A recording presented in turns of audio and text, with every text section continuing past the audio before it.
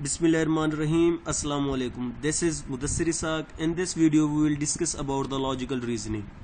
इस वीडियो में हम लॉजिकल रीजनिंग के बारे में जानेंगे और ये भी जानेंगे कि लॉजिकल रीजनिंग में जो पीएमसी ने सिलेबस डाला है वो क्या कुछ डाला है और इसको हम कैसे सॉल्व करके हम जो उस पीएमसी ने हमें कहा है कि 10 नंबर का जो लॉजिकल रीजनिंग का पेपर आएगा हम उसको ईजिली सॉल्व कर सकें। तो इस वीडियो के अंदर मैं आपको लॉजिकल रीजनिंग के हर तर्ज के क्वेश्चन को सॉल्व करने की टेक्निक बताऊंगा। आप इस वीडियोस को देखने के बाद आप इस एबल हो जाएंगे, इस काबिल हो जाएंगे कि आप हर तरह के जो लॉजिकल रीजनिंग के क्वेश्चंस हैं उनको इजीली सॉल्व कर लोगे। तो सबसे पहले हम लॉजिकल रीजनिंग के बारे में जान लेते हैं। लॉजिकल रीजनिंग है क्या? तो वो लॉजिकल रीजनिंग में वो लिख रहा है कि ये जो आपको मैं चीज़ दिखा रहा हूँ बेसिकली ये पीएमसी का सिलेबस ही है और ये आपको पीएमसी की जो वेबसाइट है वहाँ पर भी ये सारा का सारा सिलेबस आपको मिल जाएगा, तो जिसको आप इजीली वहाँ से भी इसको ले सकते हो। तो मैं आपको जो कुछ भी बताऊंगा वो वेल नोन फैक्ट होंगे और वो बेसिकली पीएमसी की वेबसाइट से लिए ही गए होंगे और उन्हीं को मैं एक्सप्लेन करूंगा। तो ये इंट्रोडक्शन भी मैं उन्हीं के लफ्ज़ों में बयान कर रहा हूँ। वो कहना चाह रहे कि जो लॉजिकल रीजनिंग जो पीएमसी ने लिखा है कि ये क्या होती है, वो कह रहा है कि बेसिकली जो लॉजिकल रीजनिंग के जो क्वेश्चंस है evaluate the ability to analyse, वो आपकी जो एबिलिटी है किसी भी चीज़ के जांचने की उनका वो तज्जिया करेगी।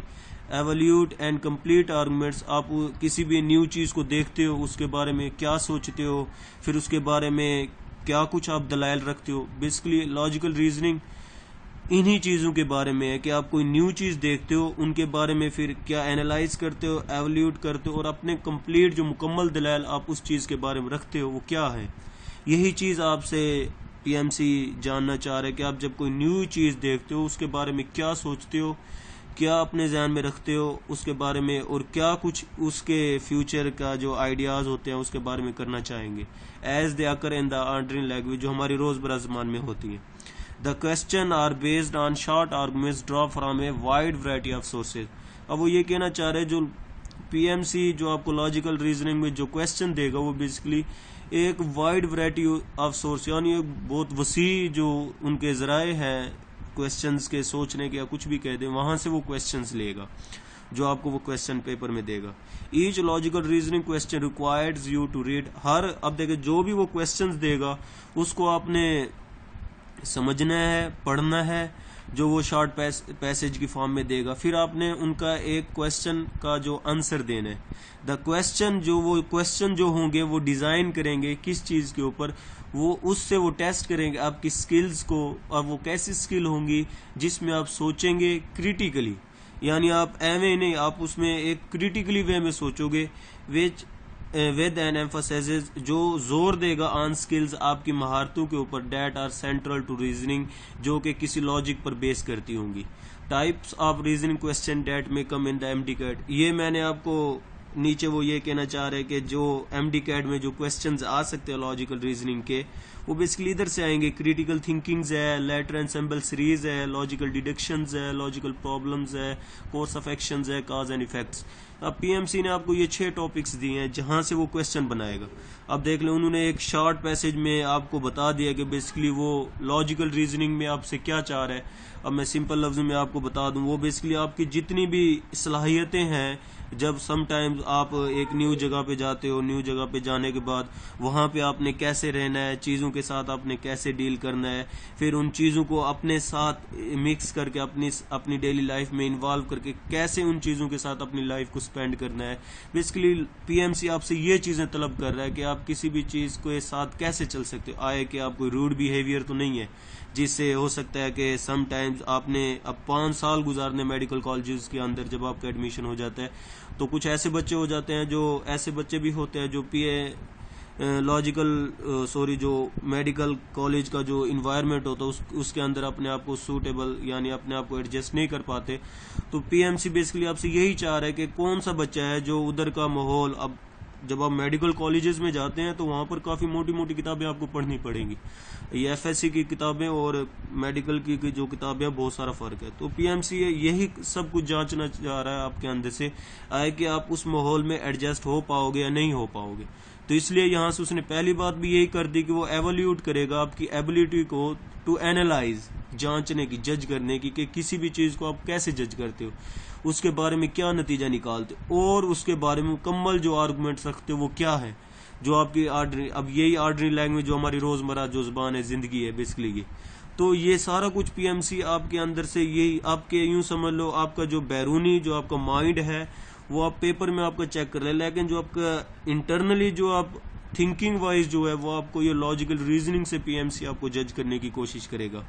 तो अब देख लो उसने पहला ही टॉपिक आपकी क्रिटिकल थिंकिंग्स पे डाल दिया, यानी आप सोचते कितना डीप सोच सकते हो, उसने पहली बात ये कर दी। फिर लेटर एंड सिंबल सीरीज, ये बेसिकली मैथ के पोर्शन पे है कि आप मैथ में कितना चीजों को लेकर आगे सोच सकते हो। लॉजिकल डिडक्शंस है, यानी आप किसी भी एक फैक्ट को यूज करके कैसे आपने आगे उनके जो एनालाइज जो हमारे आर्गुमेंट्स होते हैं उनको आप डिडक्ट कर पाते हो। लॉजिकल प्रॉब्लम्स, यानी अगर समटाइम्स कोई मसाइल क्रिएट हो जाओ आप उसको फिजिकली कैसे डील कर सकते हो। कोर्स ऑफ एक्शंस है कि समटाइम्स कोई ऐसी सिचुएशन का आपको सामना करना पड़ जाता है जो बहुत ज्यादा गंभीर यानी काफी मुश्किल होती है, तो उसमें आपके कोर्स ऑफ एक्शन यानी आपकी उस वे में डीलिंग क्या होगी। काज इफेक्ट, या कोई ऐसी चीज आकर कर गई और आप उसके इफेक्ट्स ढूंढ पाओगे किस वजह से हुई है, कैसे हुई है। तो यही आपके पास लॉजिकल रीजनिंग थी। सबसे पहले मैं आपको पीएमसी की एक प्रेस कॉन्फ्रेंस है वो दिखाऊंगा कि पीएमसी ने ये क्यों डाला है, उसके बाद हम अपनी बात करेंगे इसके बारे में।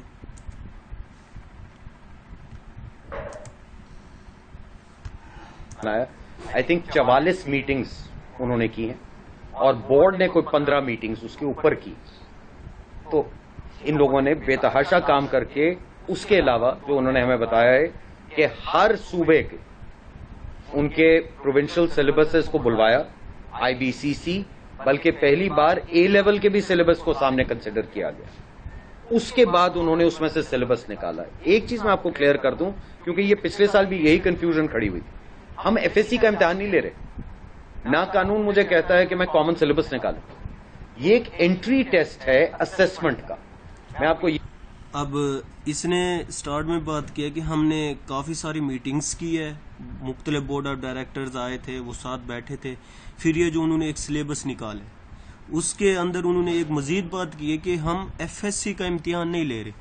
तो बच्चे अक्सर यही सोचते हैं जो मेडिकल टेस्ट में आते हैं, अपने एंट्री टेस्ट की तैयारी कर रहे हो, तो वो यही सोचते हैं कि हमारी एफएससी की किताबें सारा सब कुछ होती है। तो इन्होंने एक क्लियर वे में कह दिया कि हम एफएससी का इम्तिहान नहीं ले रहे। तो आप ये बात जहन में से निकाल दें कि पेपर आपका एफएससी लेवल का होगा। हाँ, उन्हीं जैसे सवालात पर मुबनी होगा, लेकिन वो सवालात नहीं होंगे जो आपने एफएससी में पढ़े हैं। तो आपने इन्हीं चीजों को, इन्हीं बातों को जहन में रखते हुए अपनी पीएमसी की तैयारी करनी है। फर्दर हम नेक्स्ट वीडियो देखते हैं। ये भी अर्ज करता जाऊं बिकॉज अभी खुल जाएगा सिलेबस, आपको पता चल जाएगा। इस साल एमडी कैट में बायोलॉजी, केमिस्ट्री, फिजिक्स, इंग्लिश और एक नई चीज ऐड हो गई है, वो है लॉजिकल रीजनिंग। ये 5 मुख्तलिफ कैटेगरीज के सवालात आएंगे। ये हमारा असेसमेंट इम्तिहान। हमने ये असेस करना है कि एक बच्चा उस काबिलियत का है कि वो आके मेडिकल स्कूल, वो भी 5 साल, हैंडल कर सकता है कि नहीं। इसका कोई ताल्लुक नहीं है एफएससी वगैरह से। We have to do this. Syllabuses हम जरूर इस्तेमाल करते हैं जो हायर सेकेंडरी एजुकेशन के, उसी में से निकालते हैं। आज उन्होंने कुछ चीजें हमें बताई हैं, हम खुद भी थोड़े हैरान परेशान थे वो जब उन्होंने असेस किए हैं कुछ प्रोविंसेस के, मैं नाम नहीं लूंगा, सिलेबसेस। एक प्रोविंस ने अपनी बायोलॉजी के सब्जेक्ट्स में से मेल रिप्रोडक्टिव सिस्टम पढ़ा रहे हैं, फीमेल नहीं पढ़ा रहे, निकाल दिया। ठीक है जी। उसी तरह से एनाटॉमी में कुछ चीजें डाल दी, कुछ नहीं डाली। तो ये देखिए, हम मुझे एक बच्चा जो मेडिकल स्कूल में लाना है, आई नीड टू नो कि उस बच्चे ने वो मिनिमम रिक्वायरमेंट्स बेसिक साइंसेज की पढ़ी हैं जिसके ऊपर वो आके हैंडल कर पाए और पहले साल फेल ना हो जाए। अब अगर एक बोर्ड या एक सूबा कहता है कि मैंने बायोलॉजी सिर्फ प्लांट पढ़ानी है, आई कांट हेल्प इट। अगर किसी ने मेडिकल स्कूल आना है, उनको हमारे सिलेबस को देखना है, उसकी तैयारी करनी है। So that is why. और लॉजिकल रीजनिंग इसलिए डाली क्योंकि हम ये भी असेस करना चाहते हैं कि बच्चों की कॉमन सेंस रीजनिंग कैपेबिलिटीज क्या है। प्योर मैथमेटिक्स को देखते, लॉजिक इज मैथमेटिक्स, तो वो भी डाल दिया। तो ये तो आपके तीसरे सवाल का जवाब है, और इस बार आई डोंट थिंक आपको कोई प्रॉब्लम उसमें नजर आएगी। अब देखें, आपने वीडियो सुनी पीएमसी की जो प्रेस कॉन्फ्रेंस हुई थी, आपने वो सुनी है। पीएमसी डायरेक्ट वे में कहना चाह रहे हैं कि हम सूबे के ऊपर डिलाई नहीं करेंगे, हम जो अपना सिलेबस दे रहे हैं उधर से ही हम पेपर बनाएंगे। अब उन्होंने एक बात की है कि कुछ जो प्रोवेंस है अपना टॉपिक पढ़ा रहे हैं, फीमेल रिप्रोडक्शन नहीं पढ़ा रहे, मेल रिप्रोडक्शन पढ़ा रहे हैं। अब वो चाहते हैं, अब साफ ज़रा जो प्रोवेंस पहले जो प्रोवेंस लेवल पर पीएमसी हुआ करता था, वो टेस्ट हुआ करता था, तो जो मेल रिप्रोडक्शन जो प्रोवेंस नहीं पढ़ाता था वो उसको अपने सिलेबस में शामिल नहीं करते थे, तो बाकी जो प्रोवेंस जो पढ़ा रहे वो शामिल कर लेते थे। तो इस तरह पीएमसी ने अपना एक ऐसा एक सिनेरियो सिलेक्ट किया, बनाया, जिसमें उन्होंने अपने एक सिलेबस दिया। अब हर प्रोवेंस जो होता है उसी सिलेबस के ताबे होता है और उनको उस हिसाब से तैयारी करनी पड़ती है। तो लॉजिकल रीजनिंग की उन्होंने ऐड करने की वजह बता दी कि हमने एक बच्चे को 5 साल मेडिकल कॉलेज में रखना है, आए कि वो तो रह सकता है या नहीं रह सकता। और लॉजिकल रीजनिंग क्यों डाली, उन्होंने अपने लफ्जों में बता दिया कि हमने क्यों डाली थी। ठीक है, आई होप कि आपको लॉजिकल रीजनिंग के डालने की वजह और उसको एफएससी का जो एमडी कैट का जो सिलेबस है उसको साथ मिलाने की वजह आपको पता चल गई होगी। तो फर्दर हम जो लॉजिकल रीजनिंग के जो आपके टॉपिक्स हैं, पहला टॉपिक क्रिटिकल थिंकिंग्स, फिर letter and symbol series, logical deductions, logical problems, course of actions, cause effects, इनके बारे में जानेंगे। अब हमारे पास ये जो पीएमसी के सिलेबस में पहली बात वो कह रहा है कि क्रिटिकल थिंकिंग्स। अब क्रिटिकल थिंकिंग्स के बारे में हम जान लेते हैं, क्रिटिकल थिंकिंग क्या होती है। तो सबसे पहले हम थोड़ा बहुत जान लेते हैं कि क्रिटिकल थिंकिंग के अब बेसिकली दो चीज़ें हैं। एक आपके पास होती है क्रिएटिव थिंकिंग, पहली जो बात आपके पास क्रिएटिव थिंकिंग, और दूसरी होती है क्रिएटिव थिंकिंग, और दूसरी होती है जो उसने ये दी है क्रिटिकल थिंकिंग। क्रिटिकल थिंकिंग, ये दोनों चीज़ों में बहुत सारा फ़र्क है। जब तक आप थिंकिंग को नहीं समझ पाओगे तो आप इस पोर्शन को इजी वे में नहीं कर पाओगे। क्रिएटिव थिंकिंग में लफ्ज़ आता है क्रिएट, यानी क्रिएट मीन पैदा करना, क्रिएट मीन पैदा करना। अब ऐसी थिंकिंग जिनमें आप अपने लिए प्रॉब्लम सॉल्व करने के तरीके ढूंढते हो। मिसाल के तौर पर अब मैंने एफएससी के एग्ज़ाम की तैयारी करनी है, उसके अंदर एफएससी की है मैंने और एमडी कैट के एग्ज़ाम की तैयारी करनी है।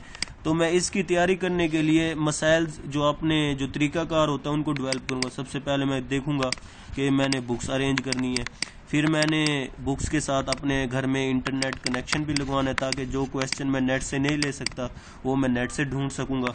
फिर मैंने अपने दोस्तों से भी रब्ता रखना है, उनके नोट्स वगैरह भी मैंने तलब करने हैं। फिर मैंने बाकी जो मेरे दोस्त हैं, जो मेरे एक्स क्लास सीनियर्स थे, उनका मैंने एक्सपीरियंस भी गेन करना है ताकि मैं उनसे पूछ सकूंगा कि कैसे उन्होंने चीज़ों को मैनेज किया था और वो ईज़िली उनका एडमिशन हो गया था। अब मैं ये चीज़ें क्रिएट कर रहा हूँ अपनी एमडी कैट की तैयारी के लिए। पहली बात मैंने कहा कि बुक्स मैंने अरेंज करनी है, इंटरनेट लगवाना है, नोट्स वगैरह को अरेंज करना है और अपने दोस्तों का एक्सपीरियंस लेना है। अब ये मैं एक चीज़ को डील करने के लिए मुख्तलिफ चीज़ें क्रिएट करता जा रहा हूँ। अब ये जो क्रिएट करने की जो थिंकिंग है इसी को आप क्रिएटिव थिंकिंग कहोगे। यानी एक मसाइल के जो सॉल्यूशंस होते हैं, काफ़ी सारे जो सॉल्यूशंस हैं वो निकालना आपका क्रिएटिव थिंकिंग में आएगा। क्रिएटिव मीन पैदा करना। मिसाल के तौर पर अब आपने किसी एकेडमी में जाना है तो आप जब घर में होते हो आप सोच रहे होते हो कि मैंने बाई बस जाना है, पैदल जाना है, रिक्शे पे जाना है। तो ये एक चीज़ को डील करने की जो आप चीज़ें और ज़्यादा जो सॉल्यूशंस निकाल रहे होते हैं बेसिकली क्रिएटिव थिंकिंग में आता है। और क्रिटिकल थिंकिंग क्या होता है, अब क्रिटिकल थिंकिंग देख लेते हैं। Critical thinking basically creative thinking से उलट है। क्रिटिकल मीन जैसे जब एक इंसान या हमारा कोई दोस्त काफ़ी सारा शदीद बीमार होता है तो हम क्या कहते हैं, इसकी हालत क्रिटिकल है, काफ़ी नासाजगार है, बहुत नाजुक है, यानी कम ना होने के चांसेस कम। तो मिसाल के तौर पर अब जैसे मैंने मिसाल दी है कि हमने किसी एकेडमीज़ वगैरह में जाना है और हम कहते हैं कि पहली तो बात पैदल जाएं, हम पहली बात हम क्या करें पैदल, फिर दूसरी बात मैंने कहा रिक्शे से जा सकते हैं, फिर तीसरी बात हम के बस में से जा सकते हैं। अब तीन सारी जो चीज़ें मैंने क्रिएट कर ली, ये मेरी क्रिएटिव थिंकिंग में आ गई। और फिर मैं क्या करता हूँ, मैं कहता हूँ यार पैदल मैं नहीं जा सकता, मैं थक जाऊँगा, रिक्शा मैं नहीं जा सकता, शोर ज़्यादा पोल्यूटेड, इस तरह कोई हवा वगैरह ये मसला हो सकता है। मैं कहता हूँ बस मेरे लिए सेव है तो मैं बस के जरिए जा सकता हूँ। अब देखें, मैं एक काफ़ी सारी सूरत हाल में से एक कम पॉइंट ले रहा हूँ। मैंने कहा बस मेरे लिए सूटेबल है और मैं ईजिली जा सकता हूँ, ना मैं थकूंगा ना इतना कोई मट्टी वगैरह मेरे, क्योंकि सारी तरफ से वो बंद होती है तो इसमें मैं नहीं वो टेंशन में लूँगा। इसलिए बस अब मैंने 3-4 चीज़ों में से 3 चीज़ों में से एक बस को सिलेक्ट किया है। और ये बस को सिलेक्ट मैं किस वजह से कर रहा हूँ, क्रिटिकल वे में सोचकर। तो यही चीज़ मेरे पास क्या है, क्रिटिकल थिंकिंग होती है। आई होप आपको क्रिटिकल थिंकिंग का समझ आ गई होगी, क्रिटिकल थिंकिंग क्या होती है। अब पीएमसी ने क्या कहा है क्रिटिकल थिंकिंग के बारे में, वो भी पढ़ लेते हैं हम।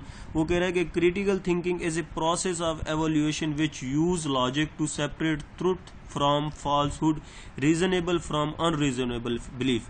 अब पीएमसी क्या कहना चाह रहा है, वो कहना चाह रहा है क्रिटिकल थिंकिंग एक ऐसा तरीकाकार होता है जिस ऑफ एवोल्यूशन यानी तज्जिया का, जिसको आप इस्तेमाल करते हो लॉजिक्स, जिसमें आप लॉजिक्स को इस्तेमाल करते हो एक सच को ढूंढने के लिए किसी भी झूठ के अंदर से, सच को ढूंढने के लिए किसी भी झूठ के अंदर से, या एक अनरीजन जो एक गैर वजह, जो काफ़ी सारी एक, जैसे हम फेक सोशल मीडिया को देखते हैं काफ़ी सारी फेक न्यूज़ मिलती है, तो हम फेक न्यूज़ के अंदर से जो एक अच्छी न्यूज़ होती है उसको निकालते हैं।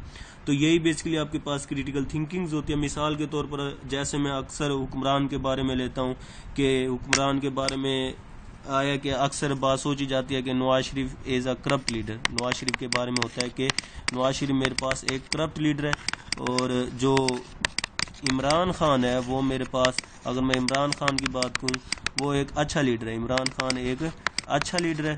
अब मैं नवाज शरीफ करप्ट लीडर है, मैंने सोच लिया मैं अब इसके बारे में आता हूँ कि नवाज शरीफ एक करप्ट लीडर है, उसके ऊपर मनी लॉन्ड्रिंग के केस है, वो मुल्क में नहीं रहता, मनी लॉन्ड्रिंग के केस है, कंट्री से भागा हुआ है। तो इस वे में मैं ये बातें सारी सोच समझ के मैं कहता हूँ कि नवाज शरीफ मेरे पास एक करप्ट लीडर है।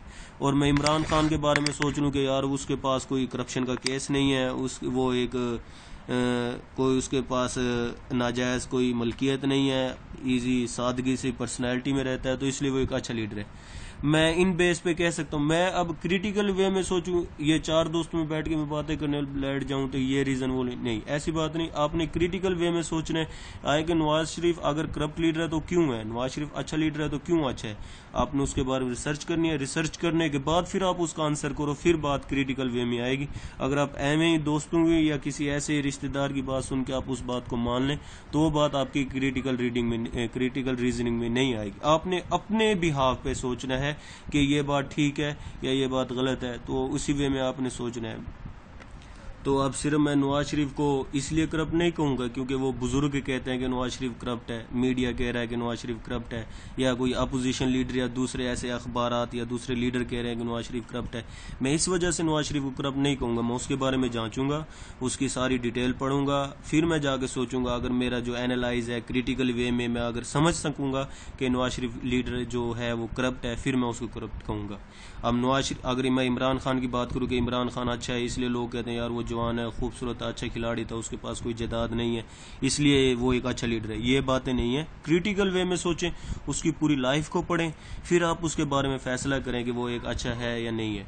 ठीक है। मिसाल के तौर पर अब सबसे पहले अगर मैं एक हिस्ट्री को जान लूँ कि जो यूरोपियन कंट्रीज़ है वो इस्लाम के बारे में इतना नहीं कहते। वो कहते हैं कि इस्लाम एक अच्छा मज़हब नहीं है, इस्लाम एक दहशतगर्द है, क्योंकि उन्होंने 9/11 करवा दिया और काफ़ी सारे जो कुछ मसाइल थे 9/11 के बाद। अब यूरोपियन कंट्रीज़ को हम क्या कहेंगे, यूरोपियन कंट्रीज़ को कहें यार इस्लाम एक अच्छा मज़हब है, आप हमारी आगे बुक्स को पढ़ो, हमारी सारे कुरान मजीद जो हमारी हदीस है उनको पढ़ो, हमारी खुद की उन बुक्स के अंदर भी लिखा हुआ है कि दहशतगर्दी एक अच्छा फेल नहीं है।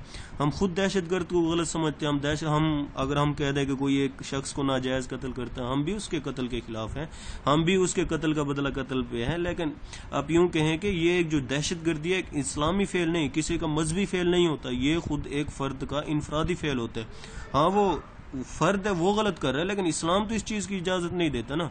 हम ये लोगों को क्रिटिकल थिंकिंग, क्रिटिकल वे में उनको सोचना सिखाएंगे। यही चीज़ हमें भी सोचना सिखाती है कि जो काम गलत होता है वो इंसान का खुद का गलत होता है, ना कि पूरा मजहब उनको कहता है कि ये गलत है। ठीक है। तो यही बात वो इधर करना चाह रहे हैं कि critical thinking is a process of evolution which use logics, एक ऐसा प्रोसेस होता है जो लॉजिक्स को इस्तेमाल करता है एक गलत चीज़ों में से दुरुस्त को निकाल रहे हैं। तो इसलिए हम क्रिटिकल वे में कहेंगे कि जो एक काम 9/11 किया है मिसाल के तौर पर, वो कहते हैं मुसलमानों ने किया है, तो हम उनको कहते हैं कि माना कि अगर वो मुसलमानों ने किया है तो वो उन चंद लोगों का फेल होगा जिन्होंने किया है, लेकिन ये सिर्फ इस्लाम का नहीं है।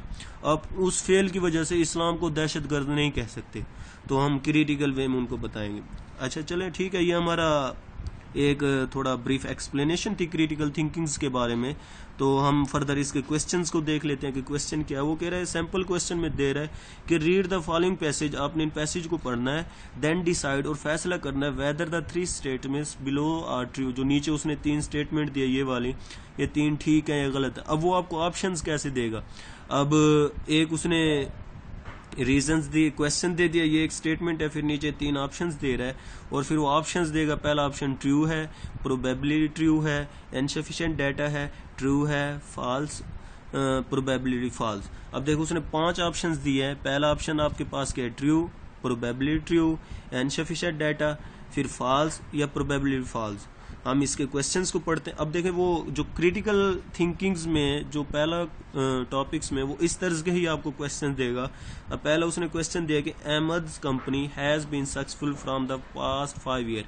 अहमद एक आदमी है, उसकी एक कंपनी है जो कि पिछले 5 साल से काम कर रही है और कामयाब चली आ रही है। पिछले 5 साल से वो कंपनी कामयाब आ रही है। हर साल reported profit has been rising each year. हर साल वो रिपोर्ट करें कि जो नफा है कंपनी का वो बढ़ रहा है। वे 2018 being the strongest year yet, और अभी तक 2018 सबसे मजबूत यानी सबसे ज्यादा नफा वाला साल था। अब वो यही कहना चाह रहे हैं कि अहमद की कंपनियां पिछले 5 साल से कामयाब चली आ रही है और हर साल उन्होंने नफा दिया और 2018 जो साल था उसके अंदर सबसे ज्यादा नफा हुआ था। आगे वो कह रहा है अहमद इसी वजह से टू सेलिब्रेट, इसको मनाने के लिए अहमद ने ट्रीट दी हिज स्टाफ, अपने स्टाफ को 2 मील एक खाने की at a 5 star restaurant in the city, यानी जो एक शहर था, शहर के 5 स्टार रेस्टोरेंट के अंदर उन्होंने अपने स्टाफ को इस खुशी को मनाने के लिए एक खाने की दावत दी। सिंपल लफ्जों में वो ये कहना चाह रहे हैं कि अहमद एक ओनर है किसी कंपनी का और वो कंपनी 5 सालों से काम करती आ रही है और 5 सालों से ही 5 साल से वो कामयाब चली आ रही है और हर साल पिछले साल की निस्बत नफा आ रहा है और अब तक जो 2018 है सबसे ज्यादा नफा वाला साल था और इसी खुशी को मनाने के लिए उसने अपने स्टाफ को दावत दी। अब नीचे उसने क्वेश्चन दे दिया कि पहली बात है कि अहमद इज रिच। अब उसने पैसेज दिया था ऊपर। अब वो आपको कह रहा है कि क्रिटिकली सोचो और मुझे इस सवाल का जवाब दो कि क्या अहमद अमीर आदमी है। अब दूसरा सवाल था Ahmad staff are happy, Ahmad का स्टाफ खुश है। तीसरा सवाल है उसने Ahmad company perform well in 2017, Ahmad company 2017 में भी अच्छा काम कर रही थी। तो इनको अपने क्रिटिकल वे में सोचना है। अब सोचकर 5 ऑप्शन आपके पास हैं। पहला ऑप्शन क्या है, ट्रू है। दूसरा ऑप्शन प्रोबेबिलिटी ट्रू है। तीसरा ऑप्शन इनसफिशिएंट डाटा। चौथा ऑप्शन फॉल्स। 5वां ऑप्शन प्रोबेबिलिटी फॉल्स। अब आपने ये पैसेज पढ़ लिया। अब क्रिटिकल वे में सोचे। पहला सवाल है क्या अहमद इज रिच, क्या अहमद अमीर आदमी है। अब मैंने पैसेज को देखा, मेरे जहन में आ रहा है यार कंपनी का मालिक है, 5 साल से कंपनी उसकी जो कंपनी है तरक्की कर रही है और 2018 में उसको सबसे ज्यादा नफा भी हुआ, तो मैं तो यही सोचूंगा अहमद मेरे पास अमीर आदमी होगा। तो मे भी ना हो, क्योंकि अगर मैं इस सवाल को देखूं बेटा क्रिटिकल वे में, हो सकता है कि वो जो कंपनी उसकी कामयाब है लेकिन उसका एक साइड बिजनेस हो जिसमें उसको नुकसान हो रहा हो, वो खुद कर्जों में डूबा हो, उसकी कंपनी अगर वो कंपनी को चला रहा है, हो सकता है वो कर्जा लेकर चला रहा है। तो ये काफी सारी सिचुएशन हो सकती है ना। हो सकता है वो जो कंपनी है उसने जो कंपनी बना रखी है एक किराए के जमीन पर बना रखी है, उसका किराया यानी कंपनी की जो आमदनी है वो तो बढ़ रही है ना, लेकिन जो कंपनी का जो किराया है वो पे कर रहा है और वो इतना नफा नहीं कमा रहा खुद अपनी जाती इनकम में, लेकिन उसकी कंपनी तो तरक्की कर रही है लेकिन उसका जो खुद की लाइफ है हो सकता है वो अमीर ना हो। तो ये कुछ चांसेस हो सकते हैं कि उसकी कंपनी के अमीर होने से हम यूं नहीं कह सकते कि वो खुद अमीर है। मिसाल के तौर पर मैं यूं कह दूं कि अगर मेरे पेरेंट्स का कोई एक प्लाजा है और वो प्लाजा रोज बरोज तरक्की कर रहा है, लेकिन हो सकता है मेरे जो पेरेंट्स है कर्ज में डूबे हुए हों या कुछ ऐसे मामला है जिनको वो डील कर रहे हो और वो जो पैसे हैं उनको उधर जा रहे हो सारे, तो हम ज़ाहिरी तौर पे इधर से ये नहीं कह सकते कि अगर कंपनी तरक्की कर रही है तो हो सकता है उसका मालिक भी अमीर हो। तो मैं इधर आपको ये कहना चाह रहा हूँ कि कंपनी की तरक्की करने से ये चीज़ हम नहीं सोच सकते कि उसका जो ओनर होगा वो भी अमीर होगा। बात ठीक हो सकती है, हो सकता है वो अमीर हो। तो यहाँ पे जो ऑप्शन मैं सिलेक्ट करूंगा वो कौन सा सिलेक्ट करूंगा, प्रोबेबिलिटी ट्रू। तो हो सकता है वो अमीर हो, जरूरी नहीं है कि वो अमीर हो, इसलिए इसका जो ऑप्शन स्ट्रांगेस्ट जो आर्गुमेंट्स बनेंगे वो आपके पास क्या होंगे, प्रोबेबिलिटी ट्रू के। नेक्स्ट आपके पास है अहमद स्टाफ और हैप्पी, क्या अहमद का स्टाफ खुश है। अब ये भी मैं इस स्टेटमेंट्स को देखकर कंपनी के तरक्की करने से नहीं ले सकता। मिसाल के तौर पर अगर मैं कंपनी की बात करूं, अमेज़न कंपनी के बारे में, वो अपने जो वर्कर्स होते हैं उनको पेशाब करने की या वॉशरूम वगैरह यूज़ करने की इजाज़त नहीं देते। वो अपनी कंपनीज को पैम्पर, अपनी जो उनके काम करने वाले थे वो जितनी टाइम हो तो वो कहते हैं कि पैम्पर पहन के आओ हमारे पास, फिर आप इधर जॉब कर सकते हो, अदरवाइज नहीं कर सकते। उन्होंने अपनी कंपनीज को देखा था अमेज़न ने कि एक साल उन्होंने अपने स्टाफ को इजाज़त दी थी खाना खाने की, वॉशरूम वगैरह यूज़ करने की, और अगले साल उन्होंने बगैर छुट्टी के काम किया, उनको छुट्टी नहीं देते थे और कहते थे लगातार काम करो। तो उनकी कंपनी ने उस साल ज़्यादा प्रॉफिट कमाया था जिस साल वो उनको छुट्टी नहीं दे रहे थे। तो इस लिहाज से देखें, अब एक इंसान को खाने की छुट्टी नहीं, अब एक इंसान को वॉशरूम जाने तक की इजाज़त नहीं, क्या वो अपनी कंपनी से खुश होगा। इवन कि अमेज़न एक सबसे बड़ी कंपनी है, हर साल नफ़ा कमा रही। तो दूसरी बात, एक तो बात इधर ये कह सकते हैं कि, और दूसरी बात है कि उसने जस्ट स्टाफ के बारे में इधर आपको नहीं कहा, उसने जस्ट ये कहा कि उसने अपने स्टाफ को 5 स्टार होटल में सिर्फ दावत दी है। बाकी ये नहीं कहा कि वो स्टाफ उधर दावत पे आ रहा है या उन्होंने स्टाफ ने एक अच्छी गैदरिंग के अपने स्टाफ से सारे अपने जो ओनर था उससे खुश हैं, इधर उसने कुछ भी नहीं कहा। तो उसने सिर्फ ये कहा है पैसेज के अंदर कि उसने अपने स्टाफ को एक रेस्टोरेंट के अंदर दावत दी है। तो यहाँ सिर्फ उसने इस बात का तज़किरा किया। अब उसके स्टाफ के खुश होने का या ऐसे कोई उस स्टेटमेंट उसने इधर नहीं कही। तो मैं इधर ये भी नहीं कह सकता कि उसका स्टाफ खुश नहीं है, इधर मैं ये भी नहीं कह सकता कि उसका स्टाफ खुश है। हाँ, अगर वो अपने स्टाफ के बारे में मजीद भी थोड़ा बहुत एक्सप्लेन कर देता है पैसेज के अंदर तो मैं कुछ वहाँ से आइडिया कर सकता था। तो इसका मतलब इस बात का जवाब देने के लिए तो ये पैसेज की जो इन्फॉर्मेशन है कम है, तो मुझे मजीद इन्फॉर्मेशन चाहिए ताकि मैं इस पैसेज का जवाब दे सकूँ। क्योंकि इसने मुझे सिर्फ यही कहा है कि Ahmed treated his staff to meal, उसने सिर्फ अपने स्टाफ को दावत दी है, यानी स्टाफ के बारे में कुछ भी नहीं फर्दर कहा। बस उसने कंपनी का जिक्र किया कि बढ़ रही है, तरक्की कर रही है 5 सालों से, और 2018 में सबसे ज्यादा नफा कमाया। फिर उसने अपने स्टाफ को दावत दी है। अब स्टाफ को दावत देने में और स्टाफ के बारे में ना बताने में फर्क है। तो उसने अब स्टाफ के बारे में नहीं बताया, तो मुझे मजीद इन्फॉर्मेशन की जरूरत है। तो इसलिए मैं इधर ये कह सकता हूँ जो मेरा बेस्ट ऑप्शन होगा इनसफिशिएंट डाटा। अब मैं इधर इसको कह दूं कि ये मेरे पास ठीक है, प्रोबेबिलिटी ट्रू है। मैं क्यों कहूँ? क्योंकि मुझे तो पता नहीं है ना, स्टाफ हो सकता है स्टाफ उसका खुश ना हो। अब मैं इसको गलत भी नहीं कह सकता, हो सकता है उसका स्टाफ खुश हो। तो इसलिए मैं मजीद डाटा की चाहिए ताकि मैं इनसफिशिएंट डाटा वाला ऑप्शन इसके लिए स्ट्रांगेस्ट ऑप्शन होगा। तो फर्दर आपके पास क्वेश्चन नंबर 3 है, अहमद कंपनी परफॉर्म वेल 2017। अब इसमें भी देखे उसने एक इधर बात ऐड कर दिया कि 2018 being the strongest year yet, 2018 अब तक का सबसे ज्यादा नफा वाला शेयर। अगर वो यट को काट दे कि यट वाला ऑप्शन, तो फिर भी आप इसके लिए इनसफिशिएंट डाटा का ऑप्शन चूज करो। अब यट का क्या मतलब है? अब उसने कह दे कि 2018 उसने सबसे ज्यादा नफा कमाया। अब अभी तक, यट का मतलब क्या होता है? अभी तक। अब वो ये कहना चाह रहा है कि अभी तक उसने 2018 में सबसे, अब यानी अभी तक का मतलब क्या? तो मेरे ज़हन में यही बात आएगी कि कंपनी 2017 से चल रही है, 2000 हो सकता है 2018 से चल रही है, 2017 से चल रही है, 2015 से चल रही है, यट अभी यानी पीछे काम करती आ रही है कंपनी, और 2018 में उसने सबसे ज्यादा नफा कमाया। तो यट का यही मतलब हुआ ना कि कंपनी पीछे से काम करती चली आ रही है और 2018 में उसने सबसे ज्यादा नफा कमाया। अगर मैं इस यट को काट दूं और मैं कहूं कि 2018 में उसने सबसे ज्यादा नफा कमाया, तो हो सकता है मैं कहूं 2018 उसका पहला ही साल हो, यानी मैं 18, 19, 20, 22 ये मेरे पास ईयर चल रहे, और मैं 2020 में खड़ा होकर प्रेजेंट में कह दूं कि यार 2018 सबसे ज्यादा नफा वाला साल था, मैंने 2018 में 1 लाख रुपया कमाया था, 2019 में 50,000 कमाए, 2020 में मैंने 75,000 कमाए। तो मैं 2020 में आकर मैं क्या कह रहा हूँ कि मैंने 2018 में सबसे ज्यादा नफा कमाया। अब कंपनी कहां से शुरू हुई है? 2018 से, और मैं इधर सवाल कर रहा हूं कि 2017 में उसने सबसे ज्यादा नफा कमाया। अब 2018 से मैं कंपनी शुरू कर रहा हूं, क्या 2017 के बारे में कुछ कह सकता हूं? तो मेरे पास तो उसके बारे में कोई मवाद ही नहीं होगा। तो इसलिए अगर यट मैं इस्तेमाल नहीं करूं तो मैं उसके लिए क्या ऑप्शन यूज करूंगा? Insufficient data. अब उसने आपको यट का ऑप्शन दे दिया कि 2018 जो उसका है अभी तक सबसे ज्यादा नफे वाला साल है। तो अब कह सकते हो इसका मतलब कंपनी पीछे से नफा कमाती आ रही है और 2018 में उसने सबसे ज्यादा नफा कमाया है। तो इस यट की वजह से आपका जो ये ऑप्शन है अब जाके ट्रू आएगा, प्रोबेबली ट्रू नहीं, ट्रू। लेकिन उस वो यट ना डालता फिर आपके पास इसका जो ऑप्शन बनेगा इनसफिशिएंट डाटा होगा। ठीक है, आई होप आपको इस क्रिटिकल थिंकिंग के जो उसने सैंपल क्वेश्चन दिया आपको समझ आ गई होगी। मजीद भी अगर मैं क्रिटिकल थिंकिंग को एक्सप्लेन करूं तो क्रिटिकल थिंकिंग में ये तो वो क्वेश्चंस था जो पीएमसी ने दिया है। तो अब इसमें फर्दर क्या क्या टॉपिक्स हो सकते हैं? जस्ट एक ही क्वेश्चन नहीं हो सकता जिससे आप पूरा अपना टॉपिक्स क्रिटिकल थिंकिंग्स को समझ लो।